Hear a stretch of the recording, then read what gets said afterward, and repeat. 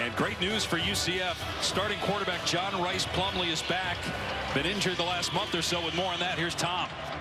Yeah, Dave, and his return could not come at a better time. Now, UCF already brings the #1 ranked rushing offense in the Big 12 into this game. But what John Rice Plumlee brings is the full complement of the offense. And it's not just the passing game. It's his ability to create, improvise, make things happen when things break down so that you avoid the negative play.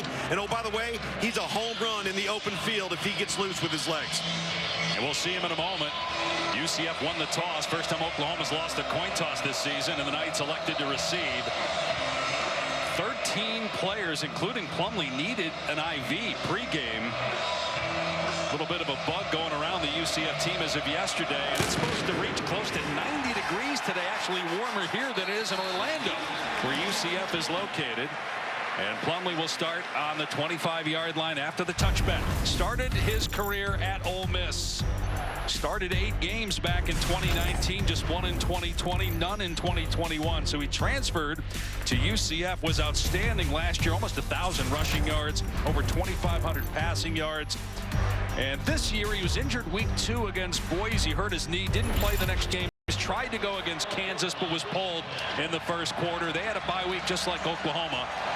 So Gus Malzahn told us last night he is good to go 100%. They need him in the run game, try to keep this Oklahoma potent offense on the sideline. They have 2 running backs also on pace for 1,000 yards as Plumlee throws on first down to Xavier Townsend. And he's wrapped up by Stutzman at the 29-yard line. A gain of 4 on the initial play. They are going to play with serious tempo, want to snap it and go very fast, just like Oklahoma. Here's Harvey, and he gets stacked up. Just a 1-yard run for R.J. Harvey, who's averaging 85 yards per game, on pace for over 1,000. He got hit by Jacob Lacey, one of a ton of transfers on this Oklahoma reshaped defense. So 3rd down. Plumlee with time. Everybody covered, now in trouble. Plumlee gets away and then throws it out of bounds. Initial pressure by Ethan Downs. And a 3-and-out in less than a minute by UCF. Very quick 3-and-out. Good coverage down the field. Ethan Downs, who's just playing the best football of his Sooner career, barreling down on John Rice Plumlee, and then the speed of Jaron Kanak to force the throw out of bounds. Good start for this Sooner defense. Year 2 for Brent Venables as the head coach here. Longtime defensive coordinator at Clemson and at Oklahoma. Was here when they won the national title back in 2000. UCF near the bottom of the country in net punting. Here's Freeman on the return. He's got some running room. And Freeman past the 40. And finally wrapped up at the 45. But right on cue with the bad punt coverage by the Knights. That's been an issue all year. So excellent starting field position for Dillon Gabriel, who started his career at UCF. This is his 44th career start. He started 25 games for the Knights, including 3 in 2021, Gus Malzahn's first year there, but he got hurt that season, ended up transferring to OU, struggled last year, but not this year. 16 touchdowns, 8th in the country, passing yards per game in the top 10 as well.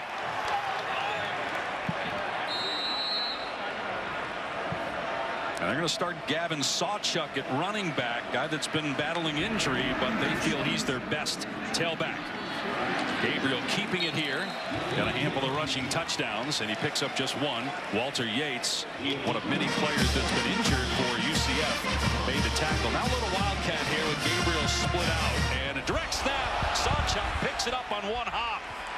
And dropped at the 41, so that's a loss of about 5 on the play. Yates again back there for UCF. Well, getting this rushing attack going is a huge point of emphasis for offensive coordinator Jeff Lebby in Oklahoma. And he told us you're going to see some different guys in the backfield. They finally got Gavin Sawchuk healthy. They want to feature him here today. And boy, disaster averted as that snapped wide to the running back. So 3rd and 14, Yates lost his helmet, has to leave for a play. They do not have a lot of depth on this Knight team. They gave up almost 400 rushing yards against Kansas in their last game. There's a dump off and another drop. Sawchuk having trouble here. First with the snap, now with an easy pass. Would have been tough to get the first down, but an ugly start for him and a 3 and out for OU. That ball right on his hands. He just puts it on the ground. Mentioned he's been banged up going all the way back before fall camp. Really wanted to utilize him in the bye week from practice, get him on the field, get him ready here today in a slow start out of the blocks for Gavin Sawchuk.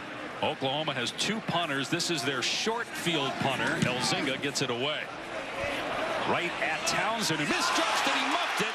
It's somehow a fortunate bounce, but boy, he got lit up at the 11-yard line by Spears Jennings. Oklahoma, good special teams play here and a very lucky bounce for UCF. Otherwise, that's Sooner ball inside the 10.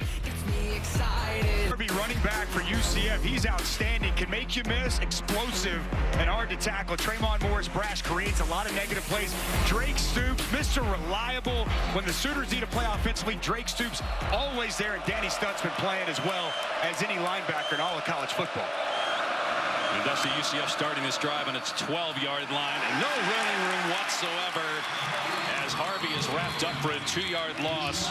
Jaron Kanik was there defensively. Jaron Kanik downhill on a blitz, gets through, nice through that offensive line, and Danny Stutzman there to clean it up. These two guys have an incredible relationship. They're roommates together, and boy, they are really starting to take their play to the next level. And creating negative plays with this Oklahoma defense does so well. Number 3 in college football with 52 tackles for loss coming into today.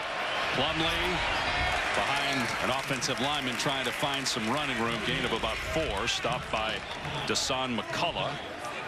This is an Oklahoma defense that has greatly improved from a year ago. In fact, they're the most improved team in points allowed in the Power 5. They gave up 30 a year ago, which was 98th. They're at 14 points per game this year, which is 7th in the country. Third down and 8. Plumlee on the run. In trouble and sacked by Ethan Downs. That's 4.5 on the year for him. He had 4.5 all of last year. We had mentioned Ethan Downs playing the best football of his career. What he does really well, he keeps contained on the outside. Going to force John Rice Plumlee to come back into his help. Gets off the block, and he makes the play and gets Plumlee to the ground. Excellent individual effort there by Ethan Downs, playing his job properly and then getting off the block and making the play. And off the double team. Wow. Now they have to punt from the middle of the end zone. 6 plays run by UCF. And that one ends up in the front row of the stands from Mitch McCarthy. And they have yet to stop, and now they will mark it out of bounds at the 40-yard line, a 29-yard punt. And I have to think this is going to become a legendary picture in the yes. Red River Showdown. They had a legendary speech before the game. The team came out on edge, playing with physicality. And as Coach Venables told us, they gave them 90 minutes to enjoy the victory. And then it's back to business. But a huge victory it was for this program in year 2 under Coach Venables. They got Jaleel Farouk in the backfield here with Gabriel.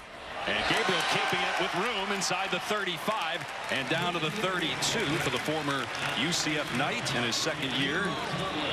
Jeff Levy is the offensive coordinator. He played for him at UCF as well. Really good read by Dylan Gabriel. Backside D in closed, and Gabriel took advantage.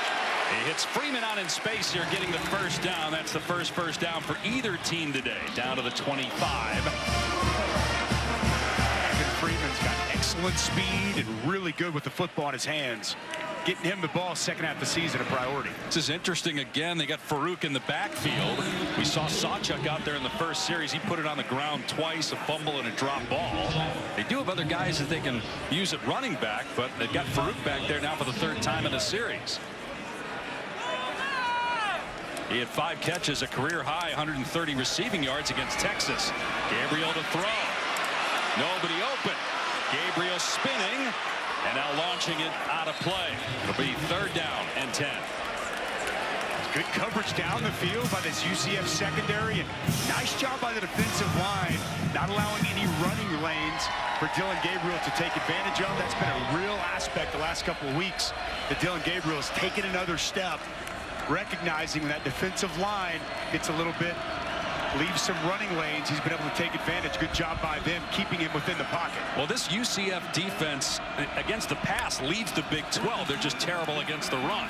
Gabriel throwing, and Stoops juggled it, made the catch, but he's going to come up short of the line to gain by about 5 yards. Let's see if Oklahoma goes for it on 4th and 5. There's an injured UCF defender. It's Malachi Lawrence, a guy that they cannot afford to lose. They don't have a lot of depth to begin with, but Lawrence is one of their top pass rushers, has been a breakout player this year.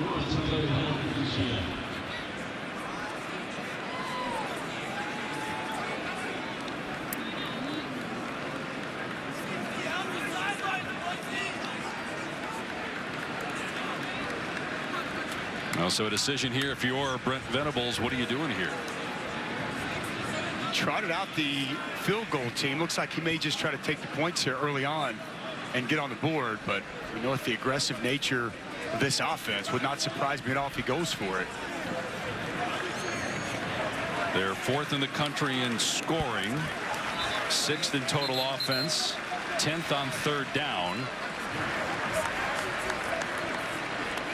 And Lawrence is up and walking under his own power, so that's a good sign, but it will be a field goal attempt here, which if you're UCF, that's a win. Yeah. You bat punt, field position in plus territory, and you hold them to at worst 3. Good start for this defense that had really struggled going into the bye week, both against Baylor, against Kansas, out here with a strong start these opening 2 possessions.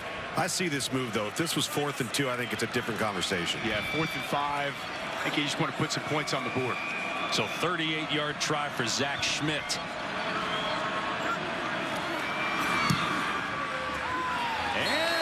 He missed it wide to the left. Schmidt now 8 of 11, so we said it was a win, holding him to 3. Well, I don't know what you call it now, but they'll take it and have a little momentum here. Gus Malzahn loves it. Was the response he was hoping out of the bye week for his defense. He told us last week they got after it. He said it was good on good, back to the basics. Didn't think that they were playing with enough physicality. They've got Ricky Barber, one of the best interior defensive linemen back, and this was the response defensively Gus Malzahn was hoping to see from his football team. Well, think about it. It's a 3-game losing streak. That doesn't happen to UCF. It's the first time in 8 years they've lost 3 in a row. They didn't have their quarterback Plumlee. He's back today. His pass batted in the air, incomplete. Trace Ford, transfer from Oklahoma State. Again, we already touched on all the guys that came via the portal to Oklahoma this offseason. A big reason why their numbers are so improved and their record is better. Nice addition, coming off the edge, quality pass rusher, and a good job there shutting down his pass rush and getting his hands in the throwing lane of Plumlee. On the handoff, Ford's in the backfield and he swallows the running back, R.J. Harvey, for a loss back at the 15. Well, this is the first step I was just alluding to. Straight off the edge in the hip pocket of that tight end. He beats the puller and a big tackle for loss for the senior from Edmond Santa Fe. Talk about timing up the snap, Dusty. The puller had no chance. Hey, and this is where Gus Malzahn told us they got to stay out of these 3rd and long situations. Another negative play created by this Oklahoma defense. They lead the Big 12 in rushing. Flag that might be a free play here for Plumlee. Had a receiver, but threw his hands. Townsend couldn't haul it in.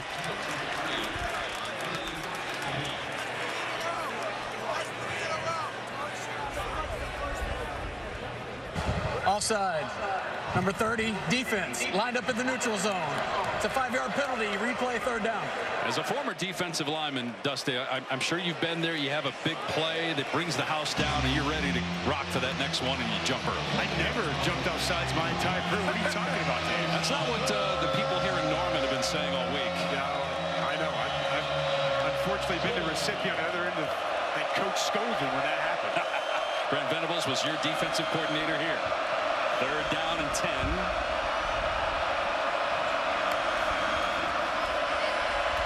Plumlee taking a shot, and the pass dropped. It looked like Kobe Hudson being defended by Gentry Williams. Don't know if Williams got a hand into that. Certainly looked like a catchable pass for Hudson. was off to a great start through the first 3 games with just 2 catches the last 2 games. They've got to find a way to get Kobe Hudson going. Last good game was Kansas State.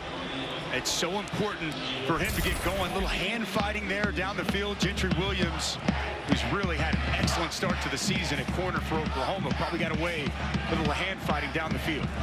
Got to make that play, though, when you're on the road if you're Kobe Hudson. Yeah, you do. And that's what they wanted, to get him going early. Missed opportunity down the field. So another punt, the 3rd already for UCF. And another bad one. Wow, fair catch made by Freeman. Again in plus territory, only about a 25-yard punt.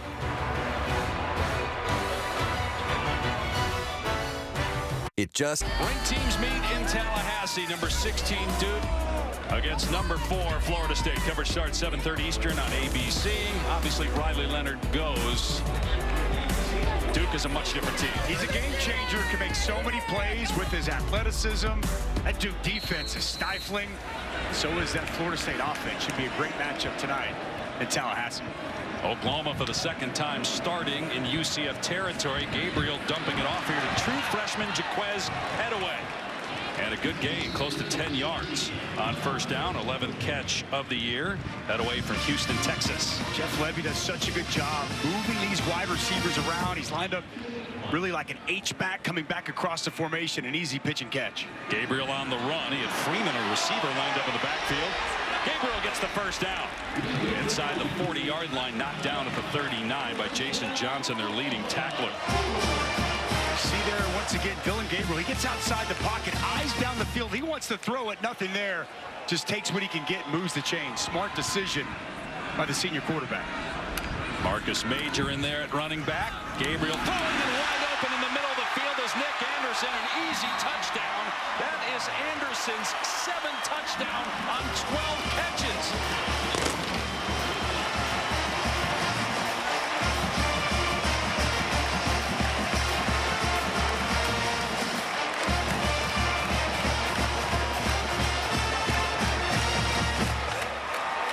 Nick Anderson has been Dylan Gabriel's favorite target. He's got, as we mentioned, the 7 scores, all coming in the last 5 games. The game winner against Texas 2 weeks ago, and the game starter here. 17th touchdown pass for Gabriel on the season. And the extra point good, 7-0, a 51-second scoring drive. We're waiting to see who's going to take over from Andrew Anthony. Nick Anderson is going to be that guy, and it does not take long at all. Working right here, just simple slant. And when you get these linebackers up, it opens the field, opens the middle of that field completely. You get the play fake, RPO, backers up, middle of the field's open. Easy touchdown toss for Dylan Gabriel to Nick Anderson. Yeah, Dusty, it looked like there was a bust as well in the secondary. And you mentioned Andrew Anthony. He is their leading pass catcher. Started the first 6 games, but a season-ending knee injury against Texas. But they feel pretty good about the weapons that they have remaining. They're just so much deeper, right, Dusty? I mean, the weapons that they have this year compared to last year and the way to move the pieces of the puzzle around the board are really impressive. Absolutely. I mean, competitive depth is what Brent Venables has talked about since going all the way back to the preseason, and that's what we've seen play out really on both sides of the ball. But wide receiver in particular, this is a completely different room than they were a year ago. Many more moving parts for Jeff Levy to utilize.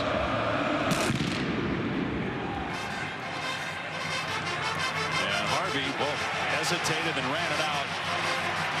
And not sure why anybody does that, especially 5 or 6 yards deep. Having enough trouble getting past your 25-yard line as it is. Peyton Bowen down there to make the tackle. We'll be back in 8 seconds. Now a look from Ram Trucks. Ram Trucks, built to serve.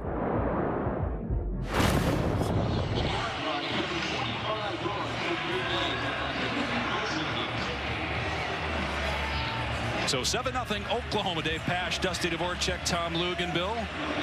John Rice Plumlee returning after a knee injury. Missed most of the last 3 games. Was under the weather yesterday. And so far, this UCF offense been able to do nothing against Oklahoma's stout defense. They try to run it again. R.J. Harvey cut down for a loss by Dasan McCullough. Coming into today, UCF leading the Big 12 in rushing. So many negative plays already for this Oklahoma defense. And again, once again, going to pull backside guard, slow developing counter play, and it's Dasan McCullough knifing in off the edge for the 4th tackle for loss for the Sooner defense already. They're daring UCF to throw the football. It's a crowded line of scrimmage with Crimson. 2nd and 11 on the 13. Plumlee 1 of 4 passing. Going to try to run here with Johnny Richardson, and they finally get decent yardage out to the 18. Still going to bring up 3rd and long. But Richardson, another guy that's on pace for a 1,000-yard season. They average 246 on the ground as a team, but it's a different bird today going up against this Sooner defense. Johnny Richardson, boy, he's got speed, explosiveness, and can make you miss. They've got to find a way to get Richardson and Harvey going here in this ballgame. He had 79-yard touchdown run in the first play against Baylor, a game that UCF led by almost 30 but lost earlier this season. Plumlee trying to set up a wide receiver screen. Again, Oklahoma is all over it. As soon as Baker made the catch, he was dumped by Reggie Pearson, and here comes another punt for UCF. With this aggressiveness from this Oklahoma defense and understanding exactly what they're getting. Quality read by Reggie Pearson. He saw the wide receiver go to block. He engages, and it's catch tackle once again for this Oklahoma defense. Just all over the field, creating negative plays, and yet another 3 and out for this UCF offense. Another punt for McCarthy. The last 2 have been awful. Standing inside is 5. And that one not pretty either. It's fielded. Dangerous play by Freeman that time to grab it on a hop. He stepped out of bounds. But for the 3rd time, Oklahoma is going to start close to midfield. They're actually backing up a little bit. They say that he stepped out around the OU 47. Still very good field position for the Sooners, already leading 7-0. Just being around this week, dusting and talking with the coaching staff yesterday, there's such a different vibe. We were here for Bedlam last year. Towards the end of the year, it was a struggle for Oklahoma. And just the way the coaches have talked about the program, and Venables told us, look, we are so much more efficient. It's my first year as a head coach, learning experience with everything last year. Been at Clemson for so long, changed up some things in the offseason, and it feels like a different world here for the Sooners. Out in space is Farouk. Still on his feet, dragging a defender for a first down to the 41. A gain of about 11 on the play. Well, he's so difficult to tackle. Get the ball in his hands, and good things happen. Nice run after the catch by Farouk. Gabriel keeping it to the 35. Cam Moore there with the tackle, but another 5 or 6 yard gain. Back to your point about the efficiency. Coach Venables said, I went back and I looked. We weren't fresh at the end of the year. We weren't finishing games, changed a lot of different things, and it's a fresher, more efficient football team for sure. Gabriel's pass incomplete. You mentioned earlier, too, the 90 minutes he gave the team to celebrate. Yeah. He said that was hard for him. Yeah. And even the fact that guys were smoking stogies was hard for him. But he said, I just needed to relax, let the guys enjoy it. We got plenty of time to focus on what's next. Let's celebrate this. It was a big moment after what happened last year for Venables and the team. Absolutely. Got to have that payoff, man. You put in all that work, you grind, got to enjoy those moments, embrace the winning, and then it's back to work. Gabriel on 3rd down.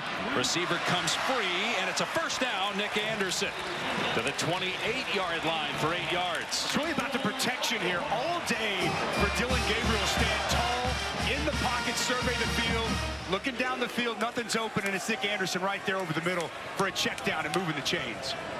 And Tom, that's one area, watching Dylan Gabriel on film, climbing up in the pocket, I think is an area that he has really improved upon. Yeah, not going lateral. Laterally will get run down. Climbing up, he can find an outlet.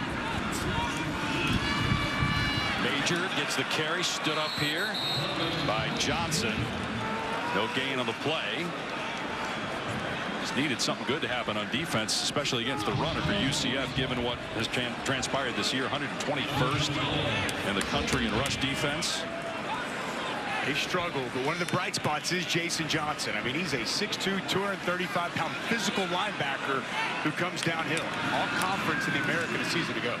Gabriel with a long throw to Anderson, gets a block. And down to the 21 before the tackle is made by DeCorian Patterson.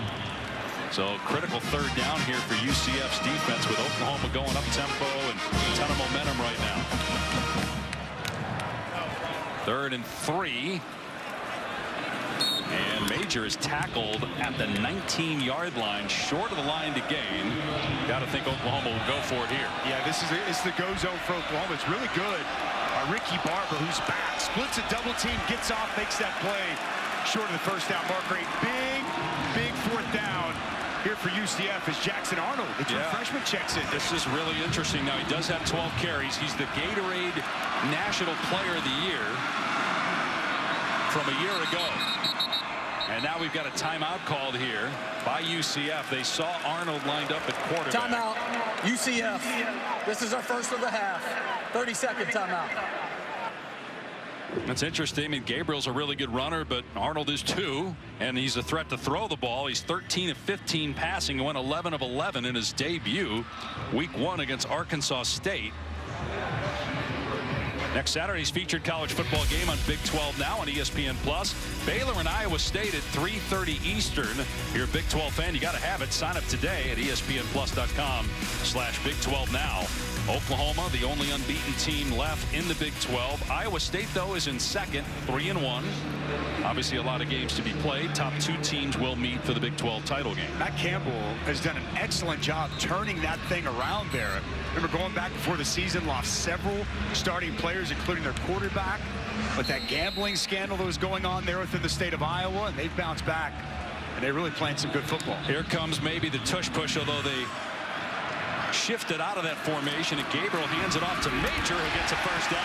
So they brought Gabriel back in at quarterback. They lined up as if they were just going to shove the quarterback forward. They shifted out of that, and they run it to Major, first down. Under center power football off the left side. Nice block by the left tackle, Walter Rouse, to pave the path. Here's Major again, hit in the backfield this time and dropped. Tremon Morris-Brash, who's 3rd in the country in tackles for a loss. That's 13 now on the season. 51 for his career. That's the most among active players in FBS. I like watching him on film. Very productive, setting the edge well, using his hands, getting off the block, and making a negative play. His nickname is Drop. He dropped him for a loss, Dave. 2nd and 11. And a penalty marker down. False start. I love how number 60 offense. 5-yard penalty. 2nd down. We're able to tie that in, but the reason that he's called Drop is back when he was a kid, he was always coughing. He wasn't sick, but he just coughed, so he would just inhale cough drops all the time, and so they started calling him Cough Drop, and then drop the cough. Yeah, drop the cough, and now he's dropping players. I see what you did there. 2nd and 16, play action pass. Gabriel setting up and dumping it off to his check down Sawchuk, and that was well defended on the near sideline at the 18. So gain of 4, 3rd and long here. Good tackle by DeCorian Patterson coming up in support, getting Sawchuk on the ground pretty quickly. That's the one area in the secondary that UCF actually has some size and some weight. You're right. I wonder if they haven't gotten much pressure on Gabriel. See if they bring added pressure, try to get the ball out of his hands. Haven't attempted to. It is. Gabriel in trouble, sacked, and it was Lee Hunter that got him. And remember, Oklahoma missed a field goal from about this range earlier in the game. That's the 3rd sack for Hunter this year. We're going to be pressure inside, and then it's going to be Hunter on the loop. He's able to get home and get a big sack and get this UCF defense off the field.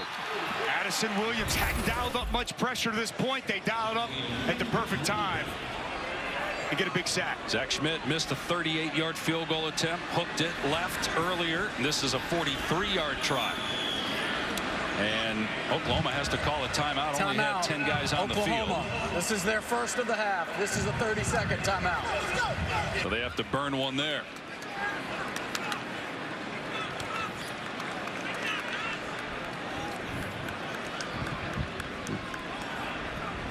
We were talking earlier about Brent Venables and the turnaround job he's done. Obviously, with Breast Cancer Awareness Month, that's one of the reasons, Dusty, that the entire staff, not just the coaching staff, wearing pink, but there's another reason that obviously is a very serious one for Brent Venables. His amazing wife, Julie, was diagnosed with breast cancer before the season, had to have surgery, a very successful surgery, and, you know, she's still got a battle ahead of her, but really through her strength and the foundation that Coach Venables and his wife, Julie, have, they're raising more awareness for breast cancer.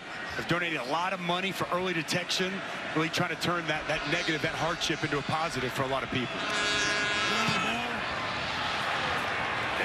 This one going to miss right. Schmidt missing left earlier, wide right here. He's now 8 for 12 on the year. Schmidt actually thought it was good, but you could clearly see there that it was wide of the target, and so it remains 7-0.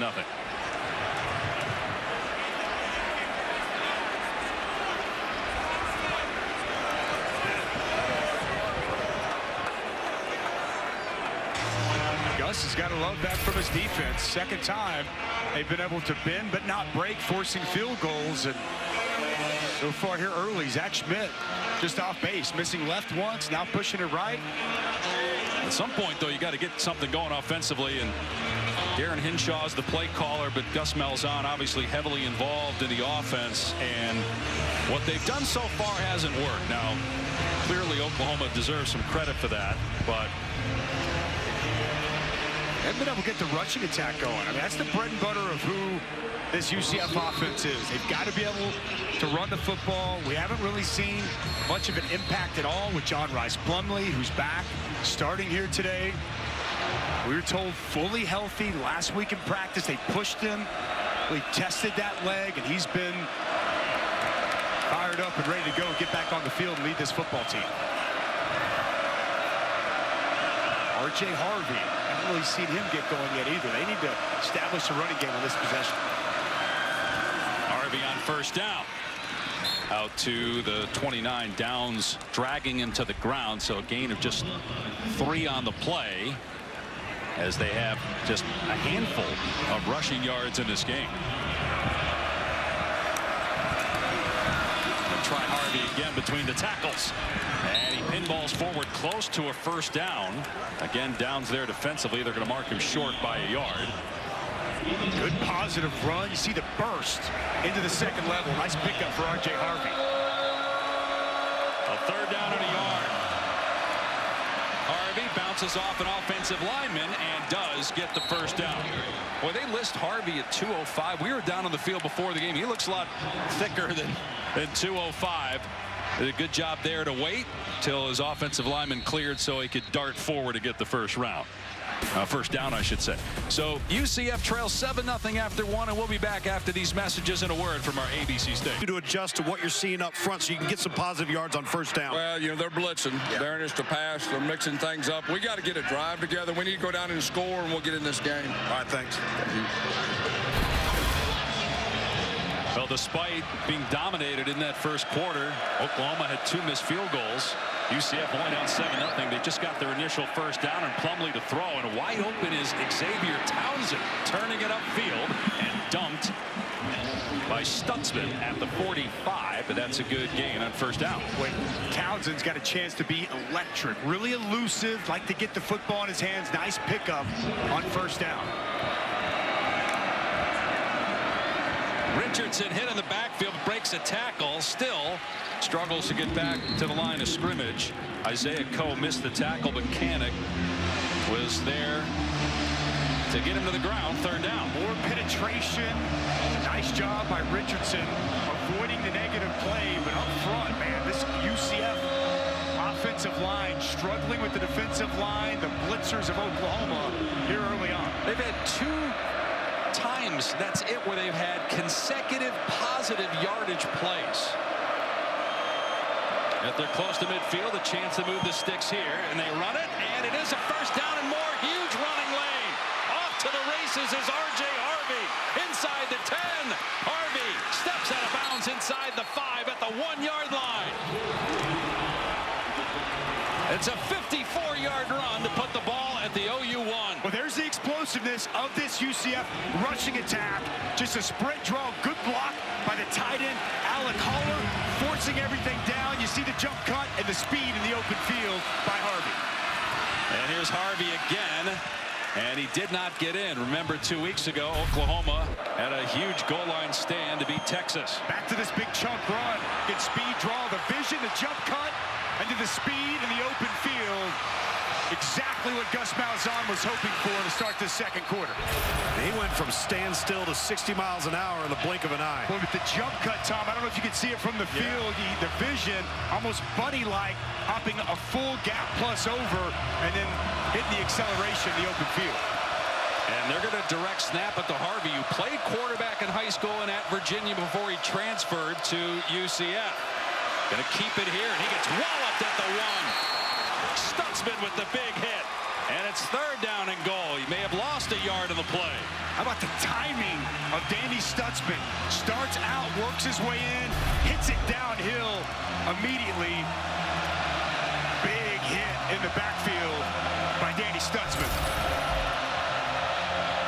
As you referenced it, Dave, that goal line stand was massive for Oklahoma against Texas. They're not going to give an inch in moments like this. We'll see if they can make it 2 games in a row. They go with 3 tight ends. They pitch it to Richards. Dragged down for a loss at the 3-yard line. Isaiah Coe is there first. There is a penalty marker down, though, at the 1. Bothroyd also in there for OU. Let's see if it will hold up, though. And if you're UCF, do you just take the points here? After the play, unsportsmanlike conduct. Number 7, defense. It's half the distance to the goal. Automatic first down. So that changes everything. Jaron Kanek with this is something you can't have happen if you're Oklahoma. Now it's an automatic first down. It was going to be 4th down because that was after the play, but now you're back to the 1 and a fresh set of downs. He patted himself on the chest. He said, my bad. Knows what he had done was a mistake. And you can't lean down and get in the face of the guy on the ground. An excellent stop by Oklahoma, but all for naught for now as UCF gets a reprieve and gets to start this thing over from the 1. And Kanek got pulled, too, after that mistake by the coaching staff. Penalty marker Delay down. game. Wow. Offense. Number 10. It's 5-yard penalty. First down. Gus is pretty furious right now. He thought the play clock should have been reset. Boy, what a terrible penalty. After you get Kanek to make a dumb mistake, you have a fresh set of downs on the 1, and then you have delay a game that pushes the ball back at the 6. Correction. That's a second charge timeout for UCF. So Gus, timeout on the field. Gus saw it, called timeout, but he's still upset. He thought that the play clock should have been reset. We'll be back in a moment. First and goal, back at the 1 when we return. Placed the ball, and when they started the play clock, even though Gus Malzahn was upset, called his second timeout. But because of, again, the penalty on Oklahoma, instead of 4th down and goal from about the 3, it's 1st and goal for UCF at the 1. R.J. Harvey, who had the big run to set the ball up, but the Oklahoma 1 is in the backfield with Plumlee. Plumlee fakes the pitch, walks in for the touchdown. Second on the season for Plumlee, and just the 2nd allowed on the ground by Oklahoma this season. Huge touchdown for UCF. Just going to run a little quarterback counter. Pull backside guard, pull backside tight end, sets up perfectly. And John Rice Plumlee plays off the drive with a big touchdown score. It's amazing how one explosive play can change everything, because Oklahoma has dominated, but the missed field goals, obviously the score was only 7-0 instead of 13, but that large run by Harvey, part of that 10-play 74-yard run. And the mistake by Jaron Kanek. You know, getting the unsportsmanlike conduct to, instead of making it 4th down from the 1, obviously give them 1st and goal from the 1. Colton Boomer, kind of an interesting last name to have and played a game here in Norman on the opposing sideline. Scholarship Fund, thank you, Allstate. South Oval is gorgeous. You love mums, right, Dave? One of your favorite flowers. In Arizona, we don't have a whole lot of mums, except the ones you can drink. The cactus guy. Yeah, he is. Kickoff hammered through the end zone. Let's check in with Kevin Nagandi in the studio. Time now for All Sage. Good Hands Play of the Day, and it's a nightmare here for Cincinnati's Braden Smith. Boog, special teams, a big concern for the Bearcats. Doesn't get the clean catch, and then...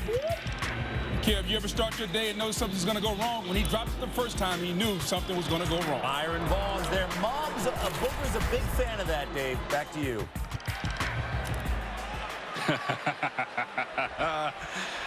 Yes, sir. Kevin and Boog, hope you guys are doing well. Hard to believe that we are past the midway point of the college football season. Oklahoma 6-0, UCF 3-3. Gabriel on first down throws a strike to Drake Stoops, the 6-year pro from right here in Norman, or 6-year collegiate from right here in Norman.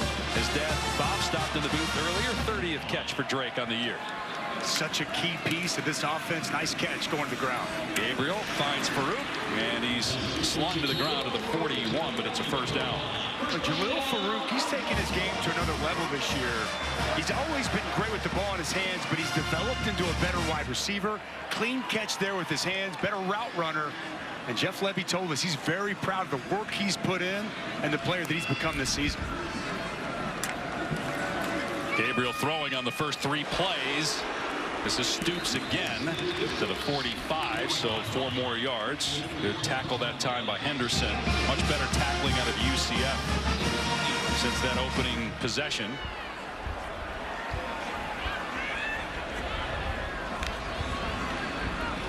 Gabriel in trouble. Oh, nice move to get by the defender. And then wrapped up and thrown down at the 46. Got a yard on the play with Yates making the tackle. Boy, it's kind of like Top Gun. Dylan Gabriel hit the brakes and he flew right by, but the pursuit from UCF was excellent. Good to see Walter Yates, linebacker, back on the field healthy for UCF. He'd been out. He hadn't been a part of this defense. Him on the field really helps. The Jordan mask for UCF went down. So we'll step away. 3rd and 5 for Oklahoma when we come back. They went to Ole Miss, and John Rice Plumlee was on the roster then. This game tied at 7. And a big 3rd down here for Gabriel, Lebby, and the OU offense.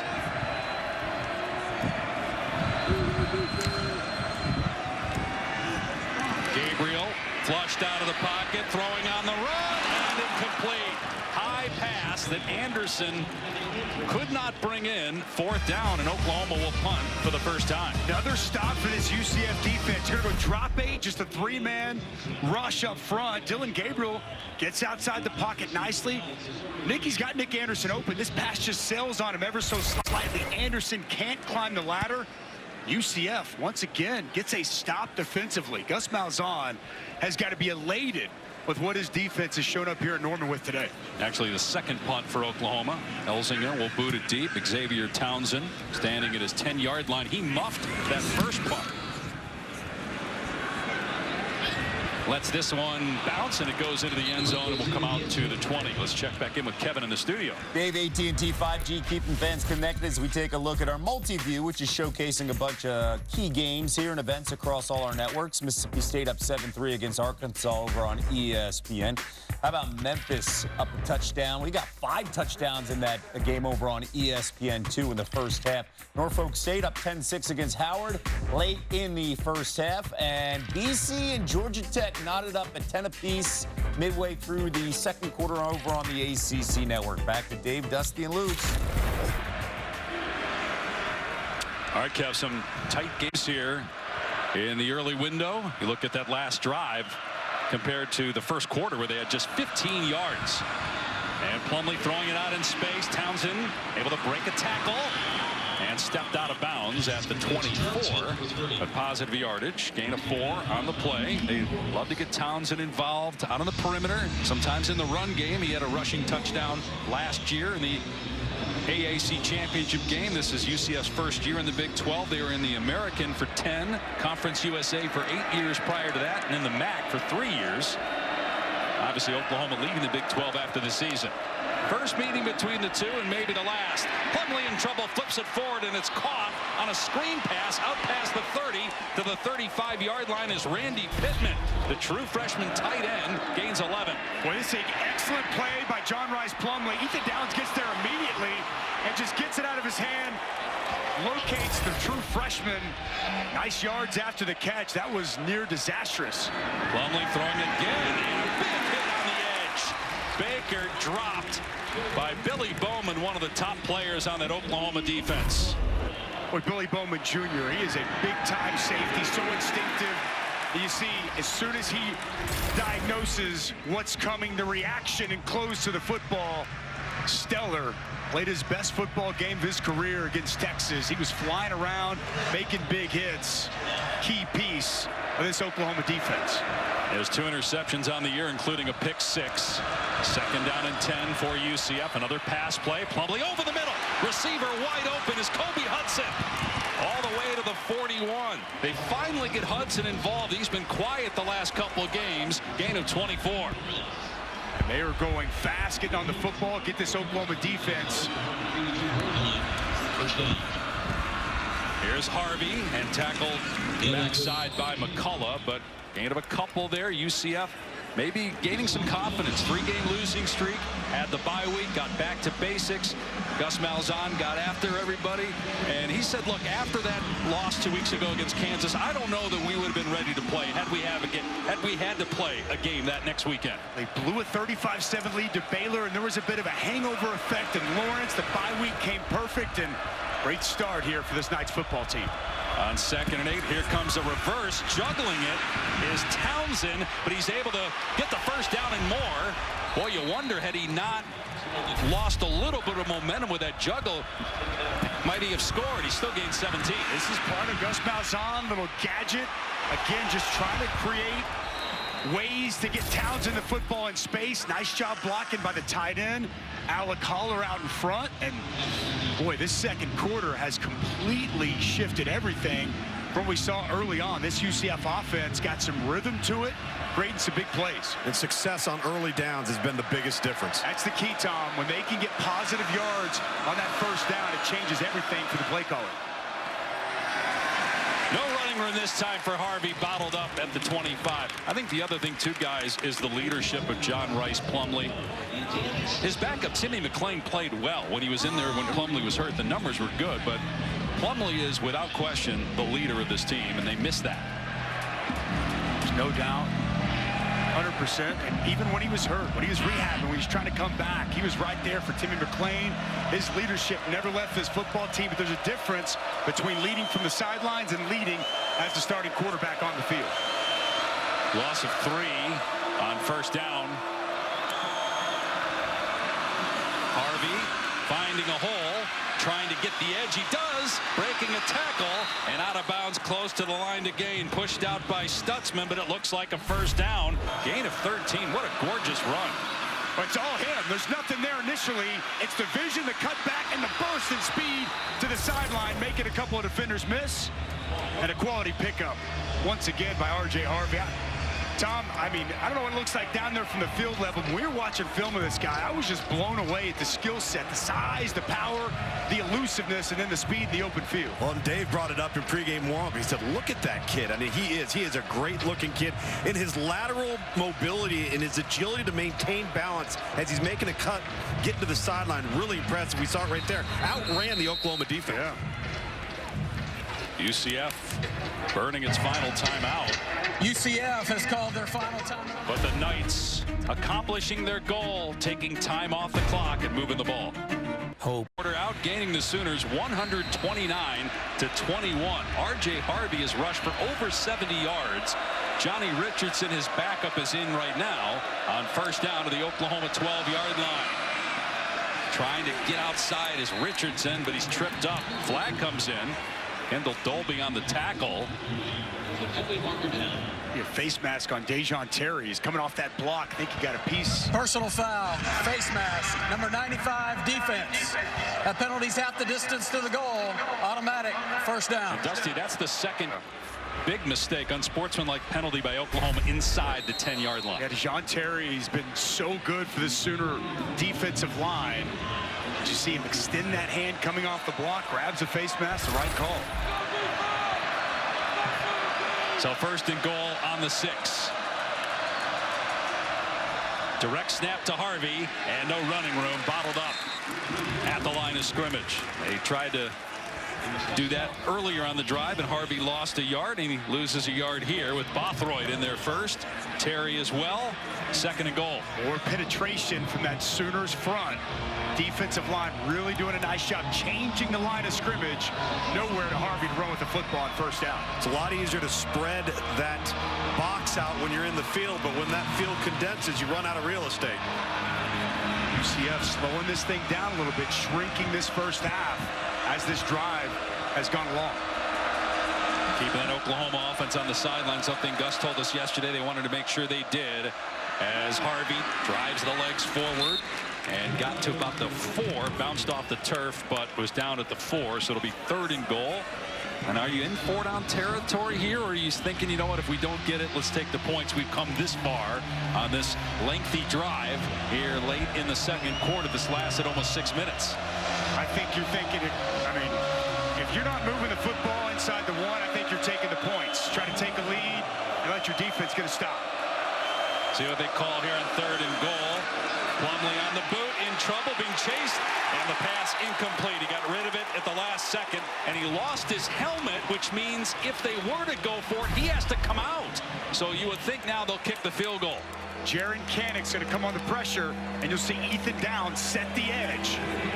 The speed and pursuit to the football as they try to boot, get John Rice Plumlee outside. It's very well defended by Oklahoma. Big 3rd down stop to force the field goal. And again, they may have kicked it anyway, but when your quarterback Plumlee has to go out of the game because he lost his helmet for a play, I think it made an easy decision to kick it here. Boomer is out there for UCF, a 21-yard try, 7 of 10 on the season. And UCF has the lead for the first time today. 10-7 over number 6 Oklahoma at the 4-minute mark.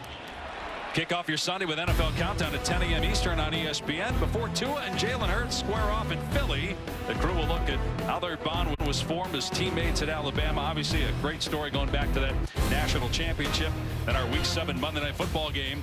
San Francisco taking on the Vikings, 8 Eastern, 5 Pacific on ABC, ESPN, ESPN Deportes, Peyton and Eli on ESPN2. Jalen Hurts, what a stop it was for 1 year here at Norman, Oklahoma. Had a stellar season leading this Oklahoma football team. Runner-up for the Heisman Trophy after Baker Mayfield and Kyler Murray had won it prior to Hurts' arrival. 7 Heisman Trophy winners here at Oklahoma. Not too shabby, Mr. Pash. That Heisman Park on the east side of the stadium, a beautiful setup. Great representation of the Heisman Trophy winners. A lot of pride around here in Norman, Oklahoma, all over campus. The statues of the great coaches, the great Heisman Trophy winners, and the championships that they've won here in Sooner football. Brian Bosworth on the field before the game. He's been involved some with the program. Here's Farouk on the return for Oklahoma. Past the 20 and dumped at the 25-yard line by Damari Henderson. Well, it's an important drive here for this Oklahoma offense. Tackle there was Damari Henderson. And let's go to the studio and check in with Kevin. Dave, Capital One halftime report just minutes away. Booger McFarland, Kevin Nagani here with you. Penn State had a scoop and score for a touchdown taken off the board. We have highlights. That game right now, 3-3 at the shoe. How about this one? Oklahoma, a 17-point favorite, down by 3. Well, you got to give a shout out to this UCF defense. They struggled a little bit early, but they are limiting the Oklahoma running game, and that's making life tough for this Oklahoma offense. Also, Sooners missed field goals playing a storyline here. Dave, back to you. Yep, 2 missed field goals by Zach Schmidt, as you said, from 38 and 43 yards. They do get good yardage here on the ground and first down with Marcus Major picking up about 5. That's the point of emphasis. Establish the run game. Nice block for the true freshman Caden Green as a bullet. Major pinballs forward, will come up just a yard short of the line to gain. Big 3rd down here for Oklahoma. Again, this is a UCF defense that has struggled mightily against the run, allowed almost 400 rushing yards in its last game 2 weeks ago against Kansas. Oklahoma going to keep it on the ground. Major able to get the first down. Out to the 37 as we near the 3-minute mark. Sooners have 2 timeouts left, none remaining for UCF. Major again, 4 straight touches here for Marcus Major, averaging about 38 yards per game. They've been trying to find that guy. Gavin Sawchuk had been hurt. He's back, but struggled in this game, had a fumble. Meanwhile, UCF with 10 guys on the field, they were getting a defensive player off who was injured. Gabriel throwing high, and the pass is incomplete, intended for Farouk, but Lee Hunter was shaken up. There's a flag down, and they may have actually at one point had 12 guys on because Hunter was late getting off the field. Illegal substitution. The defense, 12 men on the field. It's a 5-yard penalty from the previous spot. Replay, second down. John Walker was running on the field, and they don't have any timeouts, so they couldn't obviously call one there. This is kind of that predicament this Oklahoma offense at the pace that they go can get you in, trying to shuffle fresh bodies on and off, and it costs tonight's defense there. So on 2nd and 1, pass caught, and it's Stoops getting the first down into UCF territory. Still outside 2 minutes, so the clock keeps running regardless of the first down. It'll stop on first downs inside 2 minutes, a new rule this year. Gabriel off play action in trouble, steps up and throws down the sideline, incomplete. Going for Nick Anderson, but good coverage down there by Patterson. There's good coverage down the field, but good inside pass rush from UCF. You see the slight sidestep for Dylan Gabriel to avoid the pressure, keep his eyes down the field, but nowhere for Gabriel to go with the football. I've been really impressed with the back end of this UCF defense here so far. You talked about that pace of play, Dusty. This is the same defensive front four for UCF for 4 plays right now. Getting tired, but still giving some effort. Yeah. Sawchuk inside the 45. Upended at the 42. Gain of 7. 3rd down and short coming up. Clock nearing 2 minutes to go. Oklahoma trying to get a score here before intermission. Off play action. Gabriel floats it downfield, and it's caught by Anderson into the end zone for a 2nd touchdown. And the Sooners have the lead back.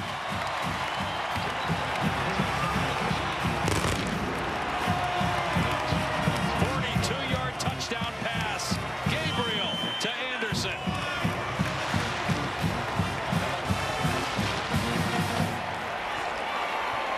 Well, Nick Anderson just wins at the line of scrimmage. And the redshirt freshman just continues to improve and dazzle. Wins a little head fake inside. No safety help over the top, and an easy find for Dylan Gabriel. A strike to his wide receiver. 8 touchdowns already this season for Nick Anderson. We talked about Andrell Anthony. What a loss it was, losing him against Texas. Who would step up and fill that void? We felt like it would be Nick Anderson, and it's been that, his 2nd touchdown reception of the afternoon. And you mentioned the 8 touchdowns. That's on 15 catches. Schmidt eyeing for the point after. And so Oklahoma with a big stop on defense to force a field goal by UCF. And then the Sooners retake the lead with 1:51 to go. Nice job as well with the protection. Dylan Gabriel calm in the pocket. Once Nick Anderson gets a step, it's 6 for the Sooners. Dustin, we were talking about quarterback there kind of climbing the pocket, as you referenced in the first quarter. Him working on just hopping up there is just a perfect display of doing just that, just to give him an extra beat and deliver that ball.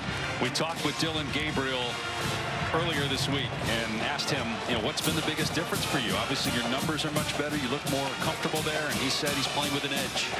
Got a little bit of a chip on his shoulder and a lot to prove. And he's had a terrific season, very much in the Heisman discussion with 18 touchdown passes, just 2 interceptions. He also has 5 rushing touchdowns. Right there at the very top of that discussion with the play that he's had all season. He told us he took last year and the results personal.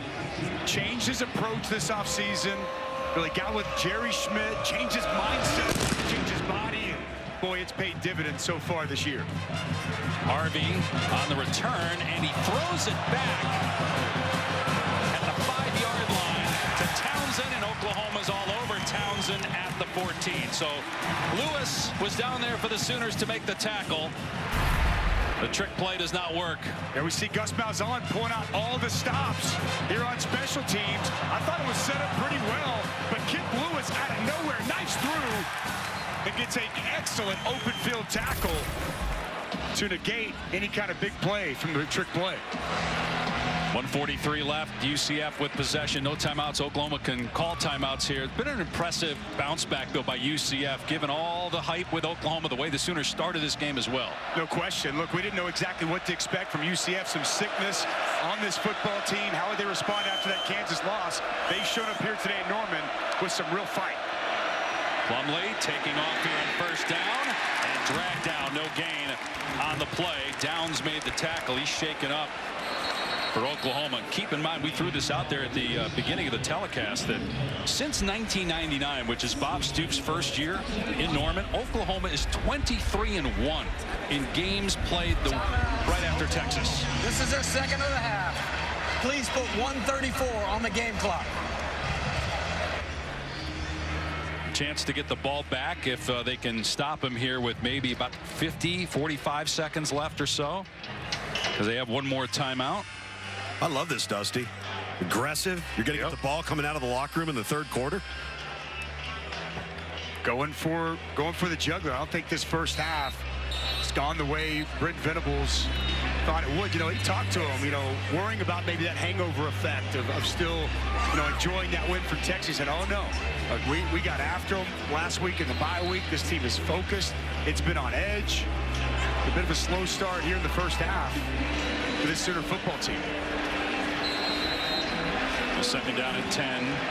Gonna go empty here with Plumlee. 1:34 on the clock here in the first half in Norman. And Plumlee keeping it and then throwing it, and it's caught at the 40. Baker running away from all the Sooners. Baker slowing down, but not enough time for Oklahoma to catch up to him. It's an 86-yard touchdown pass that totally fooled OU. And UCF has the lead again. Wow, what an answer from UCF. Another explosive play offensively, and this is what John Rice Plumlee brings to the offense. You have to respect his running ability so much. When he gets outside, after the read zone, he gets outside on the perimeter. He's going to freeze the cornerback, Woody Washington, and they're going to leave Javon Baker wide open. There's a penalty marker down.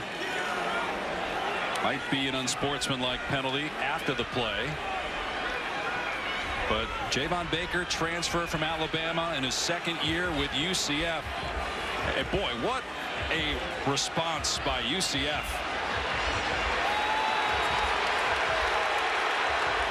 Brent Venables upset. Not sure. We still don't have a call yet. Again, the flag was in the middle of the end zone, but it was just picked up. I wonder if Venables. The result of the play is a touchdown. After the play, unsportsmanlike conduct, numbers 1 and number 2 on UCF. That's both of their first unsportsmanlike conduct fouls that counts towards disqualification. That 15-yard penalty will be enforced on the kickoff. I wonder if Venables thought that Javon Baker did something unsportsmanlike as a taunt when he was running down the sideline, and if he did, then it's no touchdown. It's a penalty on the spot. Correct. That is what he's arguing. The bye week, given a 3-game losing streak, the blown lead against Baylor, 29-point advantage, and then the loss where they got destroyed by Kansas, giving up 400 rushing yards. But this looks like the UCF team we're used to seeing play under Gus Malzahn and the previous couple of coaches, Josh Heupel, Scott Frost as well. Here's Marcus Major, and close to a first down at the 36, tackled by Henderson. Second straight drive. They've started running the football on the ground. Look to continue to build upon that throughout this game. Gabriel from the pocket, long throw. Stockner, the tight end, makes the catch. Should have gone out of bounds. He didn't. Bad choice by the veteran. Right there by the sidelines. He tried to go inside. It's a good tackle as the clock continues to move. Gabriel, pump fake, and dumps it off to Major. Gets the first down. Clock will stop to move the chains. UCF fought so hard to retake the lead. Don't want to be giving up a field goal here at the end of the half and give momentum back to the Sooners, who do get the ball to start the second half. Gabriel, long throw, flag down as the receiver got tangled up with Thornton, the DB. Farouk was interfered with by Thornton with 36 seconds left. Pass interference, number 14, defense. That foul will be placed at the spot of the foul. Automatic first down.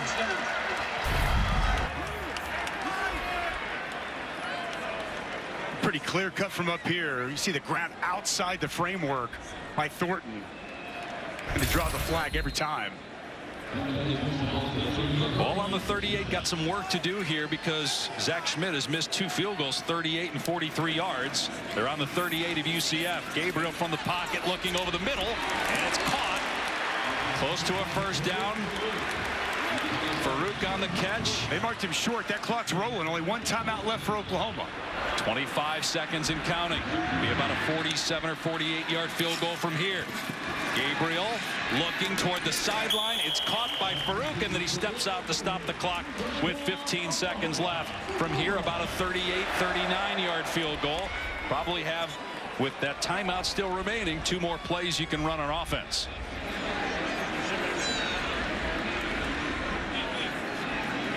You would assume a shot here, right? Yes. Take a look at Nick Anderson up top. Gabriel flushed out of the pocket, being chased, and throws it out of bounds. So that took 5 seconds, make that 6 seconds off the clock. And again, still have a timeout, so 1 more offensive play, you would think. Got to be in the end zone, right, Tom? Have to. You do not want to leave this up to chance and fall within the field of play. It's got to be in the end zone, and it's got to get out of his hand quickly. Yeah, absolutely. Well, got the timeout, though, guys, so even if it is in the middle. But, yeah, I understand. So you're trying to get touchdown, not field goal here. Or they could just get in better field goal range as well. It'd be smart, though. Gabriel into the end zone. A flag down, but it's intercepted. It's picked off by Corey Thornton, but will they call him for interference? 2 seconds remaining in the half. It's going to be interference on UCF, so Oklahoma will have a chance here to get a field goal. Pass interference, number 14, the defense. This is a 15-yard penalty from the previous spot. Automatic first down. Look, one more time here. Matched up one-on-one. You see that right hand come from the backside, get the pull. It's going to draw the flag, and boy, not a whole lot there. Yeah, not a whole lot there. Talk with Matt Austin, our rules expert. He says that was a very questionable pass interference, but it goes to the good fortune of the Sooners to set up this field goal attempt. 0 for 2 is Schmidt, 25-yarder here. And this one's good. That ties the game at halftime. A questionable call there on that pass interference. It negates an interception and allows Oklahoma 1 more play. They kick the field goal and tie the game. Coming up after the break, the Capital One halftime report. Kevin Agandi, Booger McFarland. Back after these messages and a word from our ABC stations. UCF has already exceeded that total. An interception in the end zone by UCF was negated because of a penalty. Oklahoma kicked the game-tying field goal with zeros on the clock to even things up in intermission. Oklahoma will get the ball to start the second half. This will be a touchback, and so the Sooners will start on the 25. Dave Pash with Dusty Dvorak, Tom Luganville down on the field.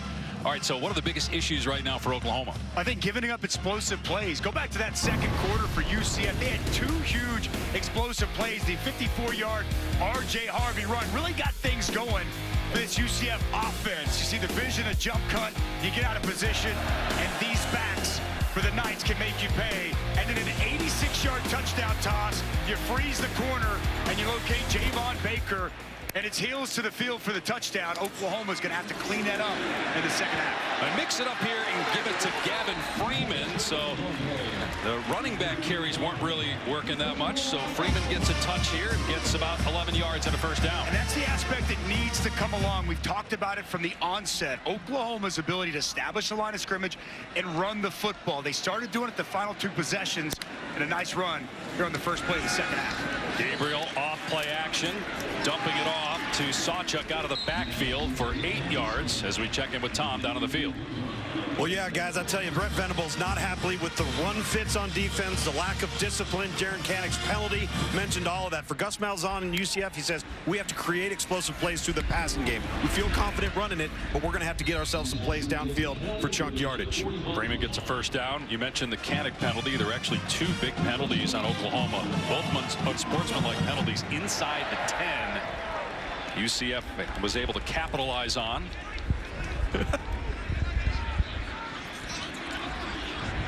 Opening minute of the third. Oklahoma 6-0, trying to go to 7-0 for the 3rd time in the last 5 years. Bye week last weekend, beat Texas the previous week. Run play straight ahead. Sawchuk stacked up after a gain of a couple. Walter Yates the 3rd in there on the stop.